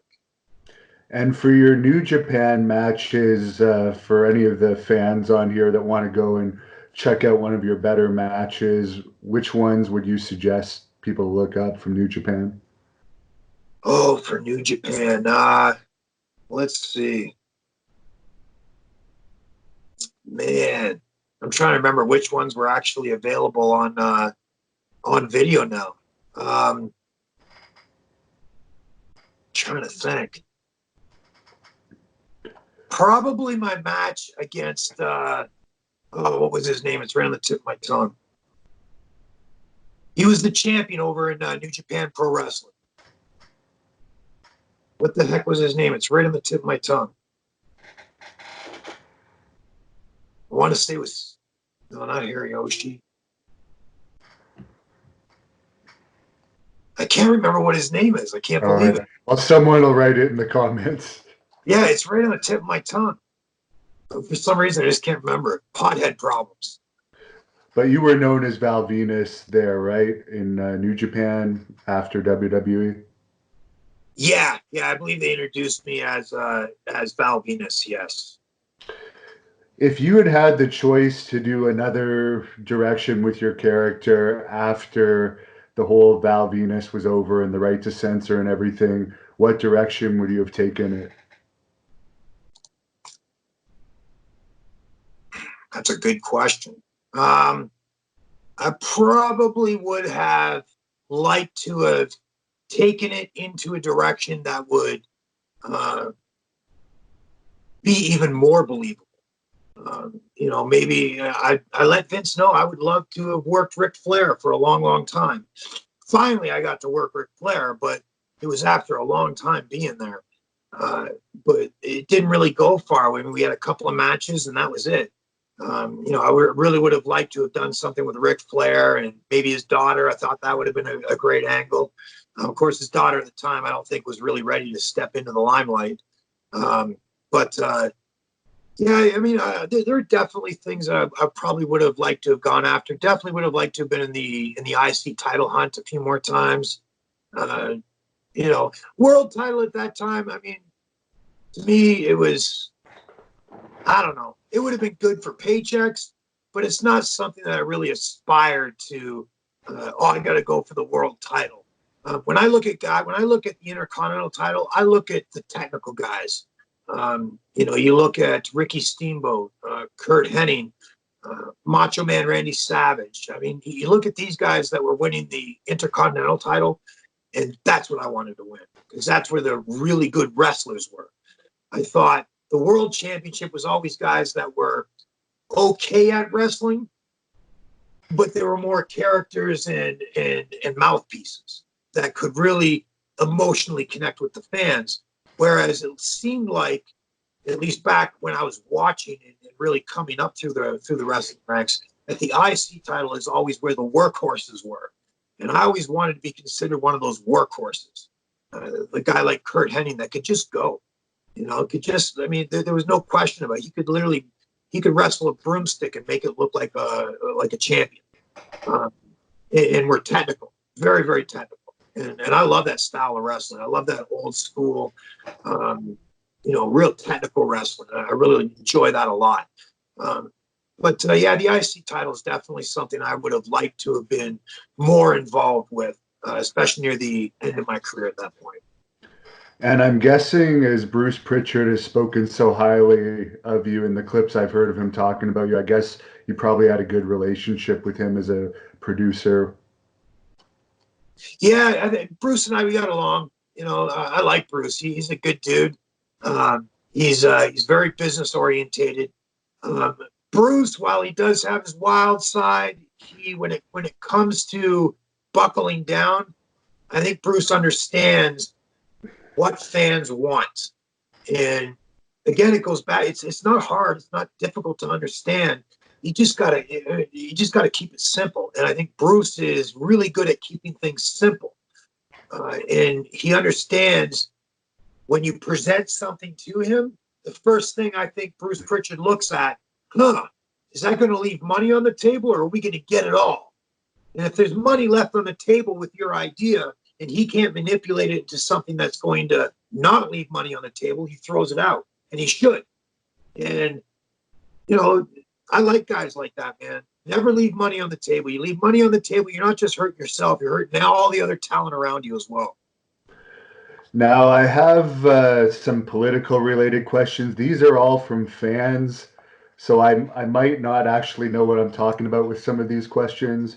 One of the fans, Patrick, had a question for you that you feel that the police are mafia, and he was wondering how you expect society to function without police around. Well, that's, I mean, and this is where we go to indoctrination. 13 years of government teaching children in the most impressionable years of their lives that you need government to supply security for society. And after 13 years of being indoctrinated or educated in a government school, they're not going to teach you that there are other ways to provide security for society that doesn't involve an extortion racket called taxation. So it's understandable that when you come out of 13 years of so-called free government education, the majority of the people are going to think we need police. They don't think outside that box. You know, that I call public education indoctrination camps. And inside these indoctrination camps, after 13 years of having children in those halls and walls for 8 hours a day, it shouldn't surprise anyone that their brains have been confined to these boxes and they can't think outside the box. So when I hear a human being say, well, if you don't have taxes, who's going to police? You're going to have chaos. Who's going to be the police? It's like, have you ever actually stopped and started to think about possible ways that the human population can provide security for themselves within communities and whatnot without an extortion racket called taxation? And the majority of people don't have a clue what I'm talking about. You can privatize police forces. I'm not against police. I'm not against, peacekeepers or a security force or a peacekeeping force of some kind. What I'm against is the funding of what we call police today. There's a couple of things with that. Extortion is extortion because you are victimizing someone that earned wealth, and you're using intimidation, coercion, and force to extract that wealth from that human being. It doesn't matter whether you call yourself a private citizen that's using intimidation, coercion, and force, or you have that private citizen that now is now labeled a government, a politician. It's extortion is a crime not because a politician writes it on paper. It's a crime because it victimizes someone. The fact that government runs under this label called government, or humans run under this label called government, doesn't change the fact that you're victimizing human beings that labored for the wealth they have. You're still using intimidation, coercion, and force. And cops today are the beneficiaries of that intimidation, coercion, and force. They willfully pursue a career where they know their entire paychecks, every single penny that funds their standard of living and that will fund their pension, is stolen loot. So excuse me for questioning the morality and the ethics of every police officer in America and Canada. It's one of those things where I'm not against policing. I'm against the extortion racket that funds policing. We can do better. We're human beings. We have brains in our head for a reason. We can devise ways of funding the security that we all want, need, and desire without resorting to the criminal activity of extortion. And I think these IRS agents all need to be fired. They should be given an opportunity. You can walk off the job now and nothing will happen to you. Go get a job in the private sector and serve your community. Flip burgers for people that want to eat burgers. Fix cars for people that need to have their cars fixed. Create TVs for people that want to buy your TV. But to call people up on the phone and say, you owe us so much money because I'm an IRS agent, you're just a professionally bought and paid for extortionist, and you should be in jail, period. Just because you call yourself an IRS agent doesn't mean what you're doing is not a crime. It's victimization of private sector humans. So these people that say, we need police. Okay, I'm all for peacekeepers. Let's find a different way to fund them. And when you have police that are being paid for with stolen loot by the professional extortionists, what do? They start writing. They don't just fix your potholes and keep you safe. Now they're going to use the people that are paid for with money that's been stolen from all of us. They're not just there to keep us safe. They're there to enforce the diktats of mafia bosses called politicians. Grow the wrong plant, and we'll send over the guy that's supposed to keep you safe to put handcuffs on you. And if you resist, he'll shoot you dead. And to me, that's insanity. That is absolute insanity, but it's normalized because people come out of 13 years of government education fully indoctrinated to believe that that's the normal thing to do. It's not normal at all. You're literally legitimizing criminals, and they're looked at as heroes now. I don't understand it. I don't understand it. If I forced another human being to pay me money, I'd be considered a criminal. And an IRS agent isn't considered a criminal. They're doing the exact same thing I would do. But, government is criminal from top to bottom. I'm for maybe a body of representatives, but instead of having IRS agents, let's have professional fundraisers. People go to university for 2 to 4 years to learn how to run charities and run fundraisers. Let's replace all the politicians with fundraisers and have them raise the funds to fix our roads and to pay our peacekeeping forces. I'm all for peacekeeping forces, whether it be police, whether it be private security companies, whatever the case may be. What I'm against is the criminal enterprise of the IRS stealing money from people in order to fund politicians' heavies, the mafia bosses, politicians' heavies. That's who we're funding. And what are your thoughts on voter by mail and voter ID? Well, it's that I haven't really given a whole lot of thought to. I'm against anybody being required to have ID of any kind. I think you should be as anonymous as you want to be or be as well known as you want to be. It's supposed to be, a free country. This idea of, it goes back to the idea of force. If they want to do it, I'm okay with it, but don't make it mandatory. Make it voluntary. And then open up the free market, or take the government rules and regulations off the free market so that private enterprise can devise innovative ways that people can identify themselves to people they want to work with. I don't think we need government IDs. I think private sector can do far better than anything government can do. Was Pizzagate real?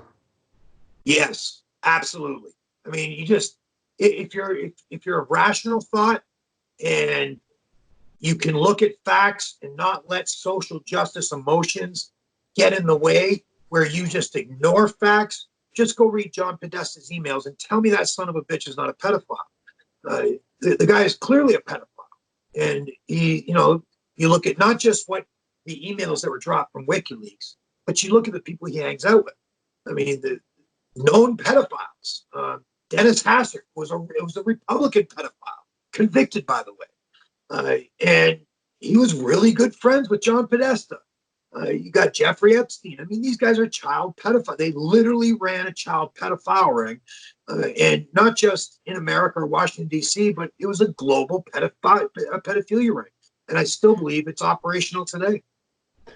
Do you think Jeffrey Epstein is dead, or do you think he killed himself? That is something I don't think any of us will ever know for sure. I definitely believe he did not kill himself. I believe there's a good chance he's still alive. But I also think there's a good chance he could be dead. But he was dead. If he's dead, he was definitely murdered. But is he still alive? I think that's definitely a possibility. That guy had so many powerful connections, so many people that visited that island. And from what the evidence points to, it appears that Jeffrey Epstein was in intelligence with the Israeli Mossad. And obviously, we can't say for sure because we don't have 100% facts that prove this. But there are a lot of little facts that are definitely shedding light on the fact that, yeah, this could very well be a possibility. And it's definitely plausible that he was an agent for the Israeli Mossad, which is a mafia. The Israeli Mossad they're just like the CIA. They are mafia. Mafia has their people in powerful positions in the Mossad and in CIA as well. And I think that the Israeli Mossad funded his expose into mingling with wealthy and rich people and politicians that are looking to cozy up with those wealthy and rich people. He found the corruptible ones and blackmails them by having them videotaped or video recorded raping children. Why would he do that? In order for the Mossad to use blackmail. Hey, Bill Clinton, we'll help to use corporations that are connected with us to help fund your campaign to become president of the United States. And you keep the money coming from American taxpayers into Israel. And if you don't, here's a videotape that the world will see. And I think that happens. I think that's another reason you cannot have a platform called government that has the kind of power and control it does over private sector humans. Literally the power to steal wealth, and not have that platform called government be an absolute magnet for the criminal element in all of society. And so, mafia, of course they want political power, and they've spent decades acquiring political power, getting their sons into political positions of power. And it's, people don't believe that happens. It's happened all throughout history, and it's happening today. And I think pedophilia is just one of the tools that these vicious criminal mafia members use to make sure that the politicians, their hacks, keep the money flowing to Israel. And I think Jeffrey Epstein was definitely one of the guys that was uncovered and exposed for doing that. And I believe that's what's going on there. And so it may be that the Israeli Mossad, along with their mafia partners in the CIA, partnered up and got Jeffrey Epstein out of that jail and left a dead man that looked just like him in his place. And if you notice in any of the autopsy shots, they never show the face. They only show the neck and the chest. That's kind of suspicious, I would say. There are just a lot of little things that when you understand what government really is, and then you look at the small facts that people ignore in the story of what happened, it's hard to not believe that happened. Who do you think's going to win the 2020 general election? Man, the way it is right now, Trump is going to win it hands down. I think the Democrats know it. I think the Democrats are extremely excited about having the economy shut down. Trump, even though he's got banker hands all over him, he did understand that lower taxation and less regulation does spur the economy. And the economy, let's face it, even though it was all based on the printing of money to keep stocks high, people were producing. Manufacturing was coming back to the United States. I mean, when you don't threaten companies, private sector humans that are running companies, when you don't threaten them with a massive extortion racket, they tend to want to do business where you're at. So businesses were coming back, people were getting back to work. And I think the Democrats are extremely happy that this BS called the coronavirus pandemic has shut the entire economy down. They're extremely happy at this point in time. And I don't see it ending. I see the Democrats constantly watering the fear-mongering campaign to keep it going all the way through to the election so that they can say that Trump caused the economy to implode, that Trump cost everybody their jobs, that people are losing their homes now because they can't pay their mortgage. And on top of that, they're trying to get people addicted to free money. It's insanity. And they don't even understand where this money is coming from. When government has the central banking cartel print money out of thin air, it's literally stealing the value of all of our work, our labor, our skills, and our talents right out of the dollar bills we've already worked for. They're literally stealing that value, placing that value that you labored for into brand new bills, and then giving it to the sheep. And the sheep are like, I can't wait to get my check. They just stole it from you, and now they're going to give you a little bit back. But again, it goes back to government controlling education and putting people's brains in that little box where they can't think outside that box, and they don't see what's happening. And it's sad. It's so sad to see an entire population so heavily indoctrinated. Did you ever get the chance to meet Trump at a WWE event? I did. It was when he was working with WWE. Met him a couple times. And I remember the very first time I shook his hand, I walked up to him, and I was a fan of him. I was a fan, he's a creative guy, and he's a go-getter. He's a workaholic, obviously. And just the buildings that he helped create are home to people that really love living in those buildings. And in the casinos, they were home to people that love to gamble. So he created things that private sector humans wanted, needed, and desired, and became a billionaire because of it. And to me, that's inspirational. There are some things that I do not like about Trump at all. From what I understand, he used eminent domain against an elderly lady that did not want to sell her property. And I think eminent domain is wrong on all different, it's criminal. And I think he should go to prison for that. But as far as his work ethic, it's inspirational for sure. I mean, that's a work ethic that's like a Vince McMahon work ethic. I don't even think Vince McMahon sleeps. I think he's constantly working. And what do you think of Trump's relationship with Rand Paul? So I don't know a whole lot about the Rand Paul Trump relationship. I know they've had a couple of times where they've gotten together on certain things, and then other times where they've gone completely in opposite directions. Rand Paul is one of the most libertarian folks in government today. So I tend to look at what he says with,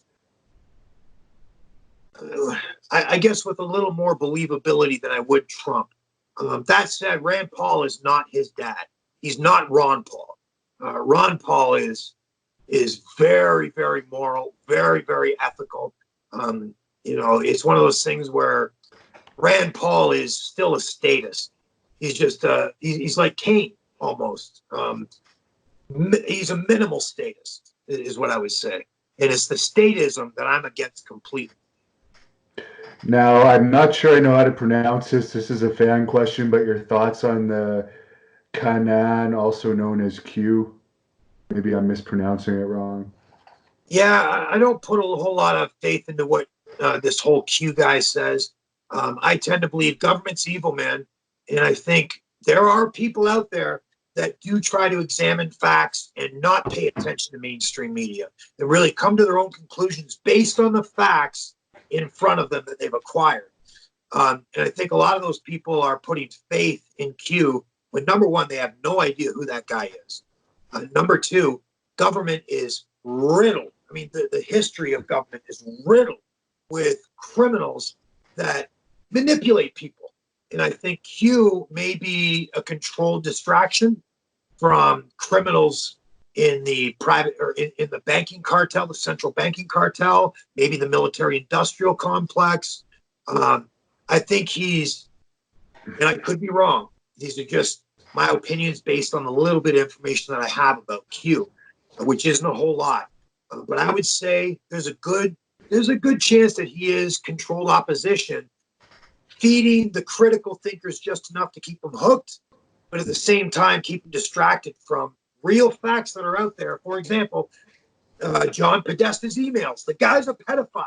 It's one thing where I don't understand how when people say there's no facts proving John Podesta's a pedophile, and WikiLeaks dropped the emails. If you're a rational person and you can read through those emails and still come out saying that John Podesta is not a pedophile, I think you might need to go see a psychologist.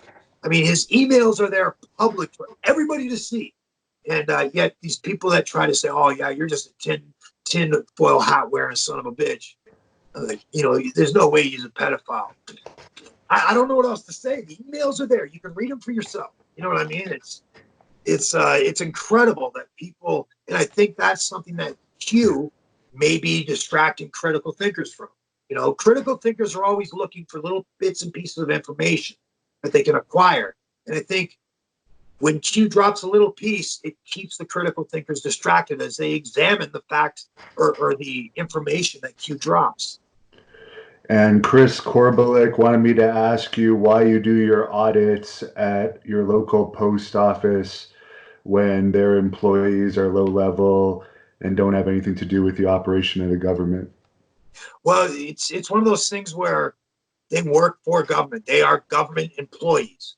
And this is getting back to exercising our rights and showing you on the most basic level, showing humanity on the most basic level, where even the lowest level government employee will violate your rights, even when they took an oath to uphold the Constitution. And, we walk into a post office. Those are government employees. They're there to serve us. And every private sector human has a right to video record inside public places that we all pay for and not be interfered with by government employees that are supposed to deliver our mail. But what happened when I walked into that Ahwatukee post office? I literally had I think she was the postmaster, come out and assault me. She literally put her hands on me. No, you can't do that. Call the police. Call the police. It's like, where did she learn that behavior? She's a government employee. She's there to serve us. And if our cameras are something that she's completely against, she needs to lose her job and go back to studying what our Constitution now. It's not a Constitution that gives you your rights. The First Amendment, freedom of the press, freedom of the press. The Constitution doesn't give you that right. You are already born as a human being with that right. The Constitution was just the founding fathers' attempt to create a document that would recognize those natural rights that we're all born with, enshrine those rights, and in an attempt to stop government employees from violating these rights. Well, the post office is a prime example. The Constitution protects you from nothing, because that postmaster, that old lady, came and literally assaulted me for doing nothing but exercising my First Amendment right to freedom of the press and video recording in a public space inside a government building. And when you see government employees disrespecting your rights like that, how do they expect us to respect their job? We need to get back to, hey, you had these rights for a reason. There are men and women years and years and years ago that gave their lives for you to have those rights. The least you can do is exercise them at every turn. And people don't do that anymore. People do not exercise their rights. When that lady assaulted me, there was a younger guy that was inside the post office that came running out and got in my face to try and back up the postal employee. Why would he do that? 13 years of free government education, putting his brain in a little tiny box. And he doesn't understand his own rights or other people's rights. And instead, if government says you do so, you do so. And I'm not down with that. And I don't think anybody else should be either. Where can I watch that video? I never saw it. Yeah, it's on my YouTube channel at topshelfanarchy.com. And you'll see a few post office ones on there. Do you mind if, when you're talking about this part of the video, if I put like a clip of it over top of your talking so people could see what you're talking for sure, brother. Okay. And the final political question I'll ask you is from Paul Rosenberg. He says, is it possible that this whole pandemic thing was an attempt to crash the Western economy by China, and so in turn, Trump is borrowing money from the Federal Reserve so we can merge it with the Treasury and then audit the Federal Reserve, eliminate the national debt, and eliminate income tax? No, I don't believe that at all. I believe this was planned. Bill Gates had Event 201. If you're ever interested in reading about that, just Google Event 201.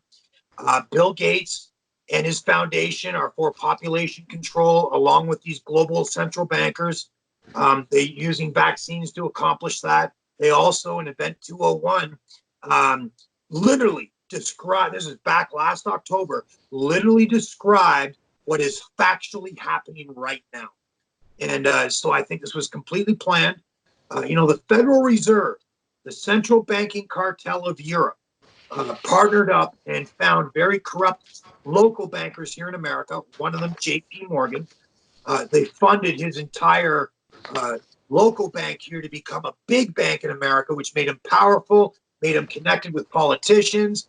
And then they used J.P. Morgan to attract corruptible politicians, meet at Jekyll Island, and hammer out the details of how they were going to create the Federal Reserve and bring the European Central Bank and set up shop right here in America. And it opened up in 1913.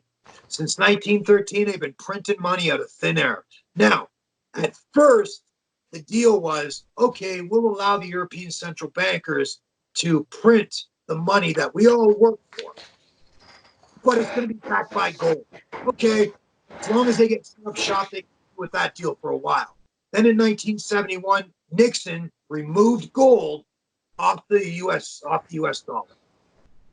From 1971 until today, every year they printed more and more and more money, and now you're seeing that slow rise in money supply, and you're seeing that go parabolic. And we started to see that at the beginning of Trump's, or not Trump's term, at the beginning of Bush's term, after 9/11. You saw the takeover of the security at the airports. You saw Bush literally double the national debt by printing money out of thin air like it's nothing, just water pouring out of the faucet. Then came along Obama, and Obama doubled it again. Obama put America into more debt than all 43 presidents before him combined. The printing of money has gone parabolic. And now Trump is already on pace to surpass Obama. The dollar, I mean, it's literally the printing of money is just, it's gone parabolic to the point none of us have ever seen the printing of money like this. None of us, well, a lot of us still aren't seeing it. Why? Because everybody's paying attention to COVID-19. What will happen, however, is that $13 tub of butter that people buy today, $600 to $1,000 this time next year or the year after. Hyperinflation is no joke, and it literally destroys everybody's lives. And I think COVID-19 is definitely a pandemic that is distracting from the collapse of the U.S. dollar. And if you look all throughout history, during the collapses, what did the politicians do? They didn't stop the printing because that caused damage too. They've already got they're too deep into this mess. So what do? They try to print off more and more and more, faster and faster and faster, trying to print their way out of this mess. And it just gets worse and worse and worse until the dollar is worthless. And that's the track we're on right now. That is absolutely the track we're on right now. And COVID-19, the pandemic, it covers a few different bases for government. It allows them to eventually come out with this vaccine that their big pharmaceutical guys are going to make a few $1 billion off of just vaccinating everybody. And it also completely distracts the printing of currency out of thin air, which is the theft of value we already work for. Literally stealing the value of the dollars we already work for. It's theft. They should all be rounded up and arrested. And if people want to know more about your political views, you mentioned your YouTube channel, about where the social media that they can follow you at. Yeah, so they can find me on Facebook and on Twitter, of course, at Val Venis ENT. But I'm starting to do a lot more things on blockchain-based platforms, decentralized blockchain-based platforms like Minds, Minds.com. I'm on that platform now as well. Gab, which is a decentralized Twitter alternative. So I'm on Gab now as well. Also, YouTube's going to have some big competition from a blockchain-based alternative called LBRY, called LBRY.TV. Absolutely phenomenal platform. I just signed up not too long ago, and I'm going to start really, creating content and putting it up on LBRY. Not a lot of people know about it yet, but they will. They will. It's a phenomenal platform, censorship free. You own your account. There's no human being on the planet that can ban you or suspend you or anything like that. They can downvote your content if they don't like your content and make it harder for other people to see, but they can never stop you from posting. There's not a human being that can stop you from exercising freedom of speech. And a bunch of fans wanted me to ask you if you ever had the chance to share a joint with RVD. I did on many occasions. Yes, absolutely. Yeah. RVD's he's a great guy, man. I like RVD. I think RVD and I are somewhat on the same page in some aspects of politics, but I think RVD leans a little more to the left on some issues. But I love RVD, man. He's a great dude, great talent. And I love blazing with RVD. We start picking each other's brains, coming up with ideas. And he's a great dude, no question. And I know the Godfather lights up every now and then. I think I had some with him before his shoot interview in Vegas. How was he in the Right to Censor to work with? Godfather is one of my favorite people, man. He was always amazing to work with. I hung out with Godfather quite a bit when we were doing, road trips. He even knew when we did the Hulkamania tour in Australia. Him and I hung out most of the time, just because we both have a thing for pot. So it was. I've always liked working with Godfather. Right to Censor was. It's not a point. It's not a. I don't even know how to say that. We'll just keep it big. Right to Censor was not my favorite thing to do, but Godfather made it bearable. He made it fun. If it wasn't for him, I probably would have gone stir crazy in those long black pants and the dress shirt with the tie. I probably would have gone stir crazy if it wasn't for Godfather. How was Steven Richards to work with? Steve Richards great. I think he's crazy. I think he's a lunatic. But he's a great guy. He's always fun to work with. I know him. I know that Stevie Richards and some of the talent that were backstage, they butted heads a few times, but I never had issues with Stevie Richards. I always liked the guy. Good dude, and was never easily offended either. So I could take pot shots at him, and he'd throw pot shots back at me. And we laugh about it after, that was a good one, whatever. He was always a good dude. Good dude. When you say he's crazy, in what way is he crazy? Man. Well, he's one of those very eccentric guys that I don't know if he sleeps. He's one of those guys that I believe can be a workaholic too. He's outside of the norm when it comes to work ethic. The guy works hard. No matter if you like him or if you don't like him, no one can ever take away his work ethic. I've watched that guy go from an okay shaped guy. He was in okay shape, but he just looked like the boy next door, to getting absolutely shredded and staying that way.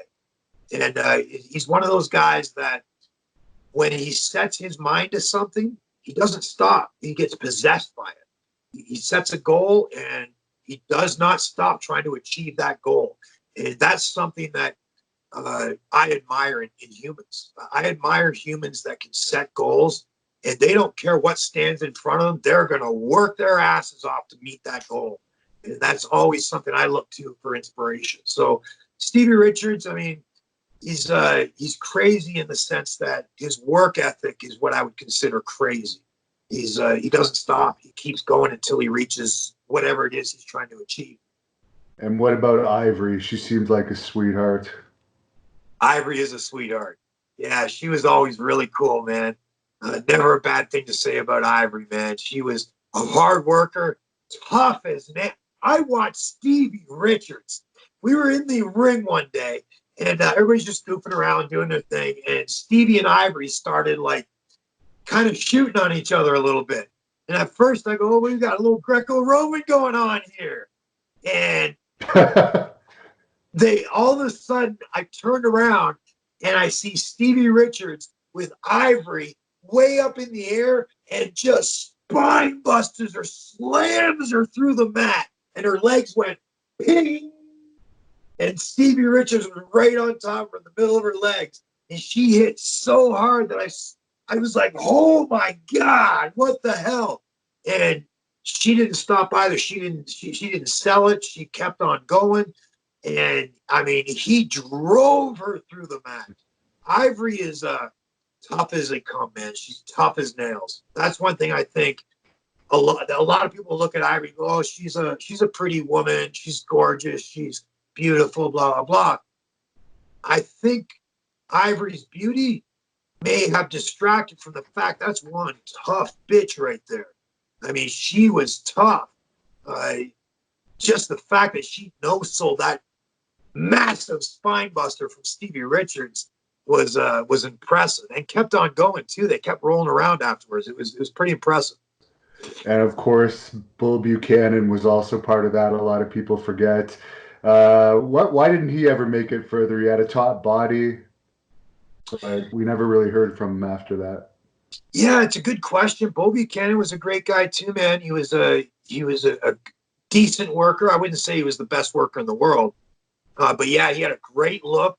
I think they could have done a lot with him.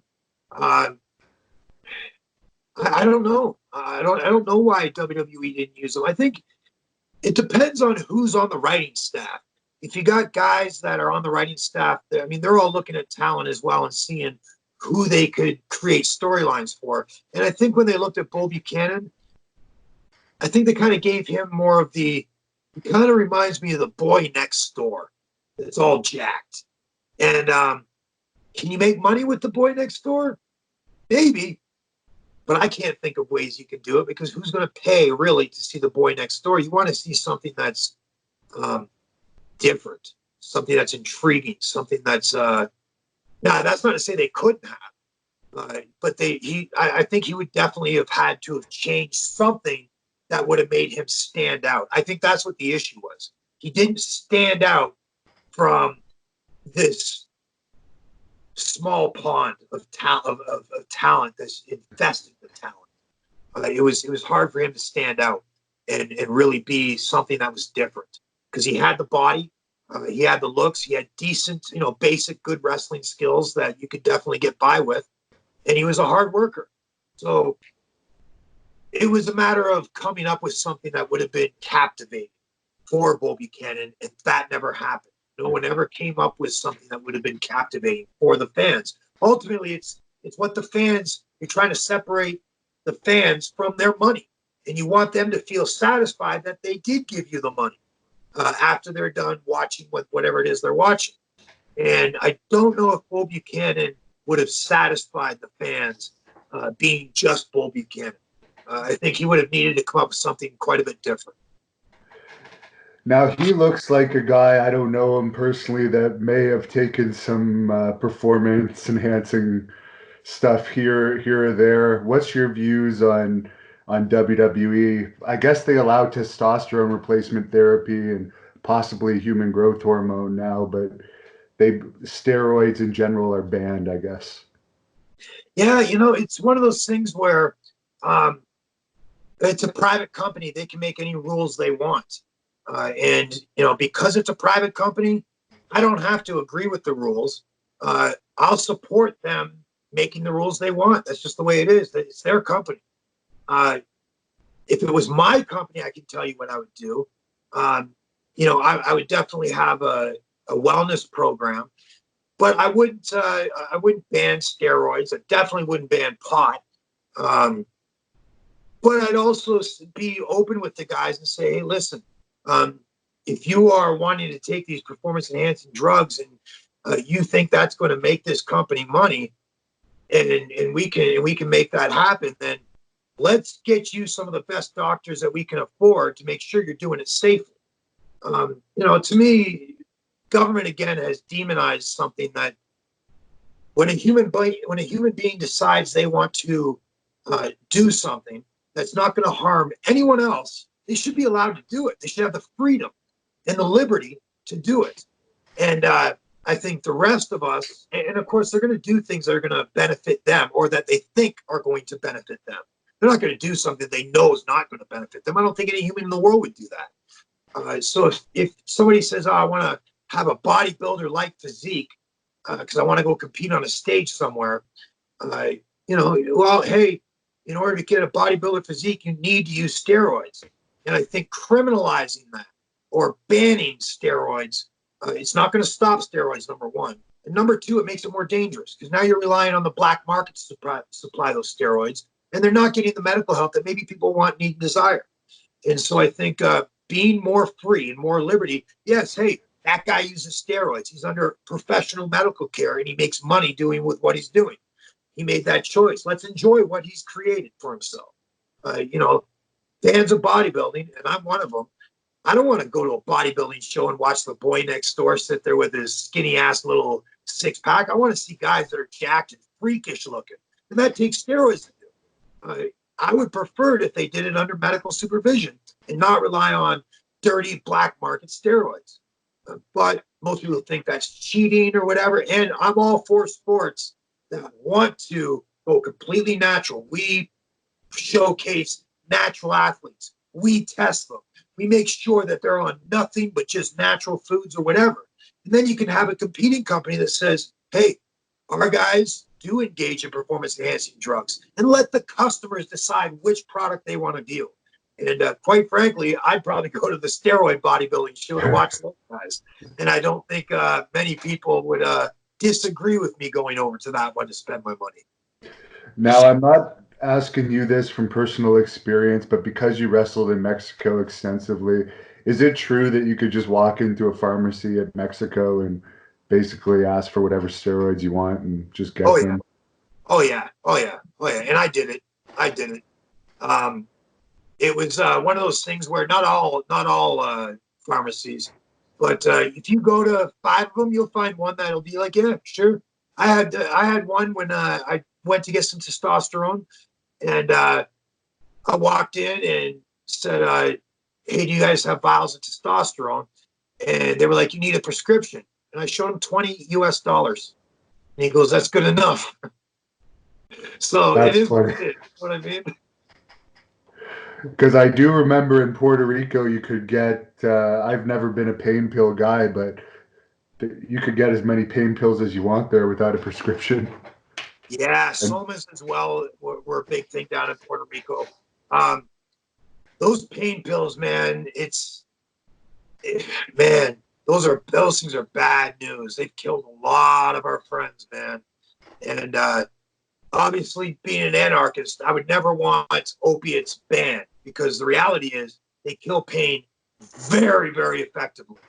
Um, but I think a wise way to use them is only for very, very short term, because you go even a little longer than just short term, your body quickly becomes addicted to that stuff. And once you have an addiction to opiates, it's horrendous to try and get off. I got, I took them for 3 months straight after I got 6 pins in my shoulder back in 2009. And well, it was 2007 when I got the 6 pins. I'm sorry, I left WWE in 2009. But 2007, I had 6 pins in my shoulder, and I took those pain pills every day, 3 times a day for 3 months while I was locked in a brace.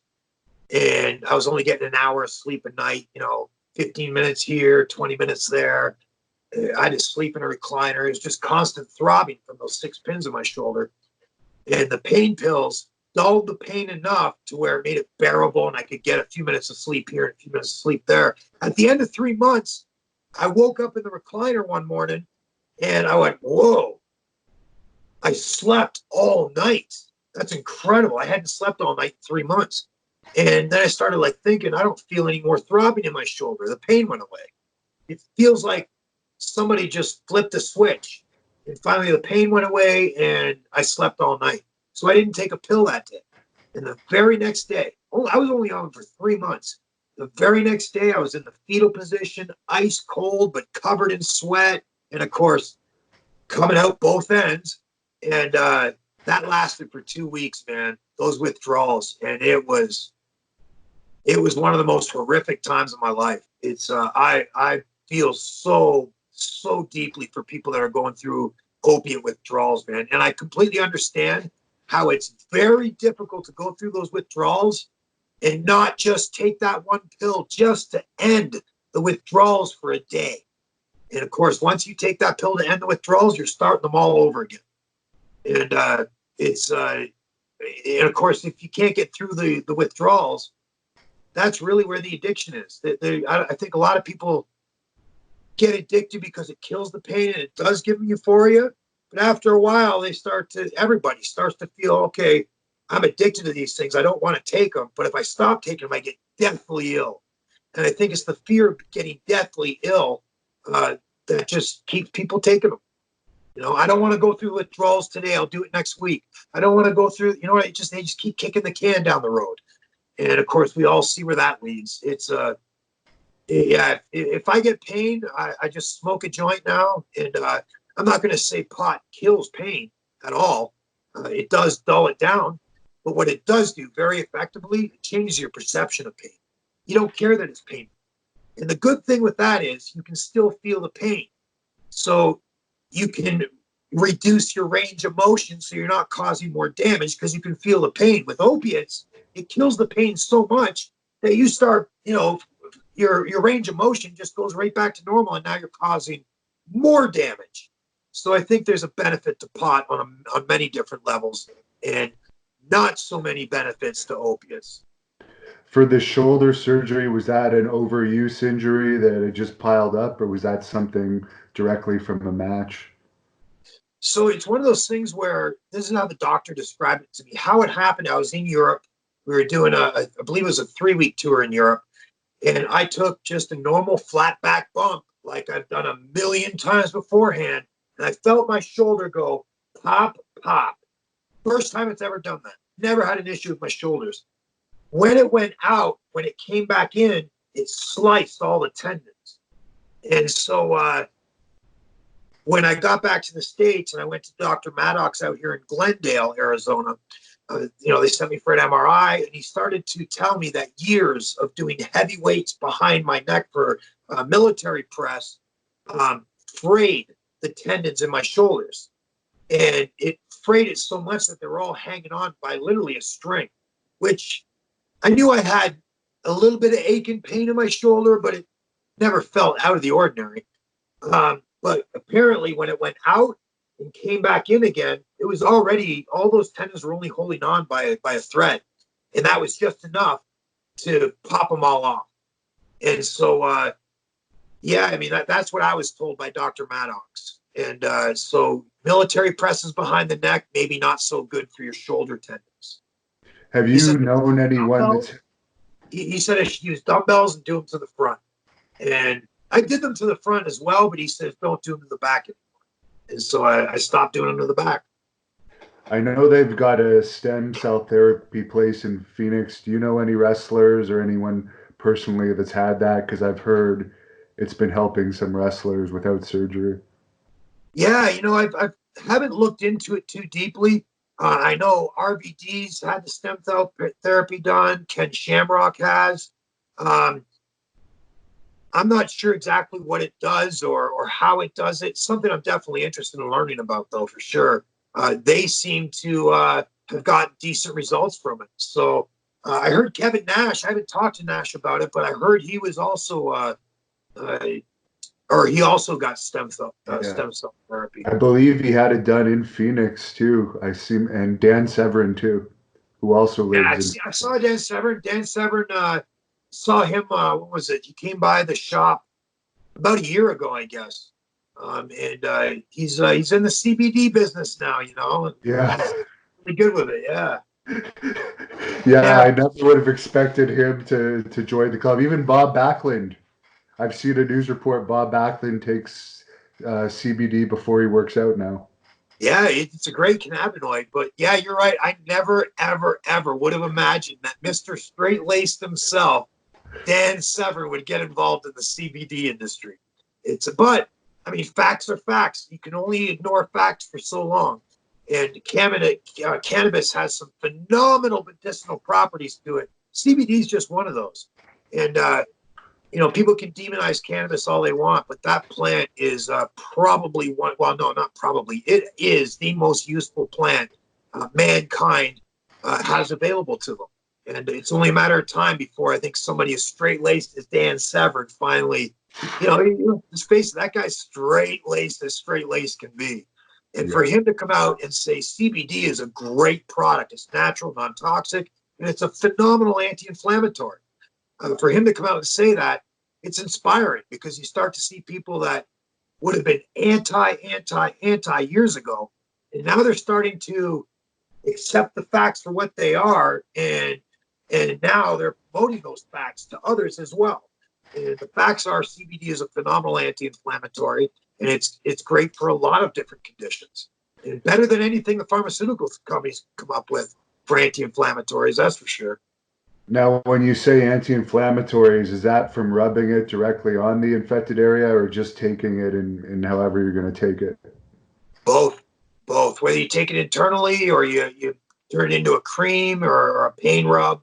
The cannabinoids will attach to CB1 and CB2 receptors, and that's where the anti-inflammatory magic happens. And you got those cannabinoid receptors all throughout your body. It's in your skin, your eyes, everywhere. There's obviously more concentrations in your brain and in your chest, but it's everywhere. And so when you can stimulate your own endocannabinoid system with cannabinoids like CBD, there are a lot of health benefits that can be experienced from that. Well, thanks a lot for talking to us. I really appreciate you answering all of the questions and giving such detailed answers. Is there anything else you'd like to tell the viewers before we close off here? Yeah, man, I'd like to say keep being huge wrestling fans. Keep supporting the wrestlers out there, because the more you support them, the better the content they're going to create. And let's abolish government. Can we all please get together and abolish government? We're human beings. We can all interact with each other without having a ruling class telling us what we can and cannot do. And let's abolish this extortion racket called taxation. Let's just get rid of it. And I can't close this off without getting your catchphrase. Oh, yeah. Okay, you ready for this? Yes. All right, here we go. It's been a minute. Hello, ladies. Thank you for watching the Hannibal TV. Please like this video if you enjoyed it and click the subscribe button to not miss any of our latest shoot interviews, match videos, or news updates. Support us on patreon.com for $1.99 a month to watch our full shoot interviews ad-free and help our channel grow. Follow us on Twitter at the Hannibal TV for instant updates.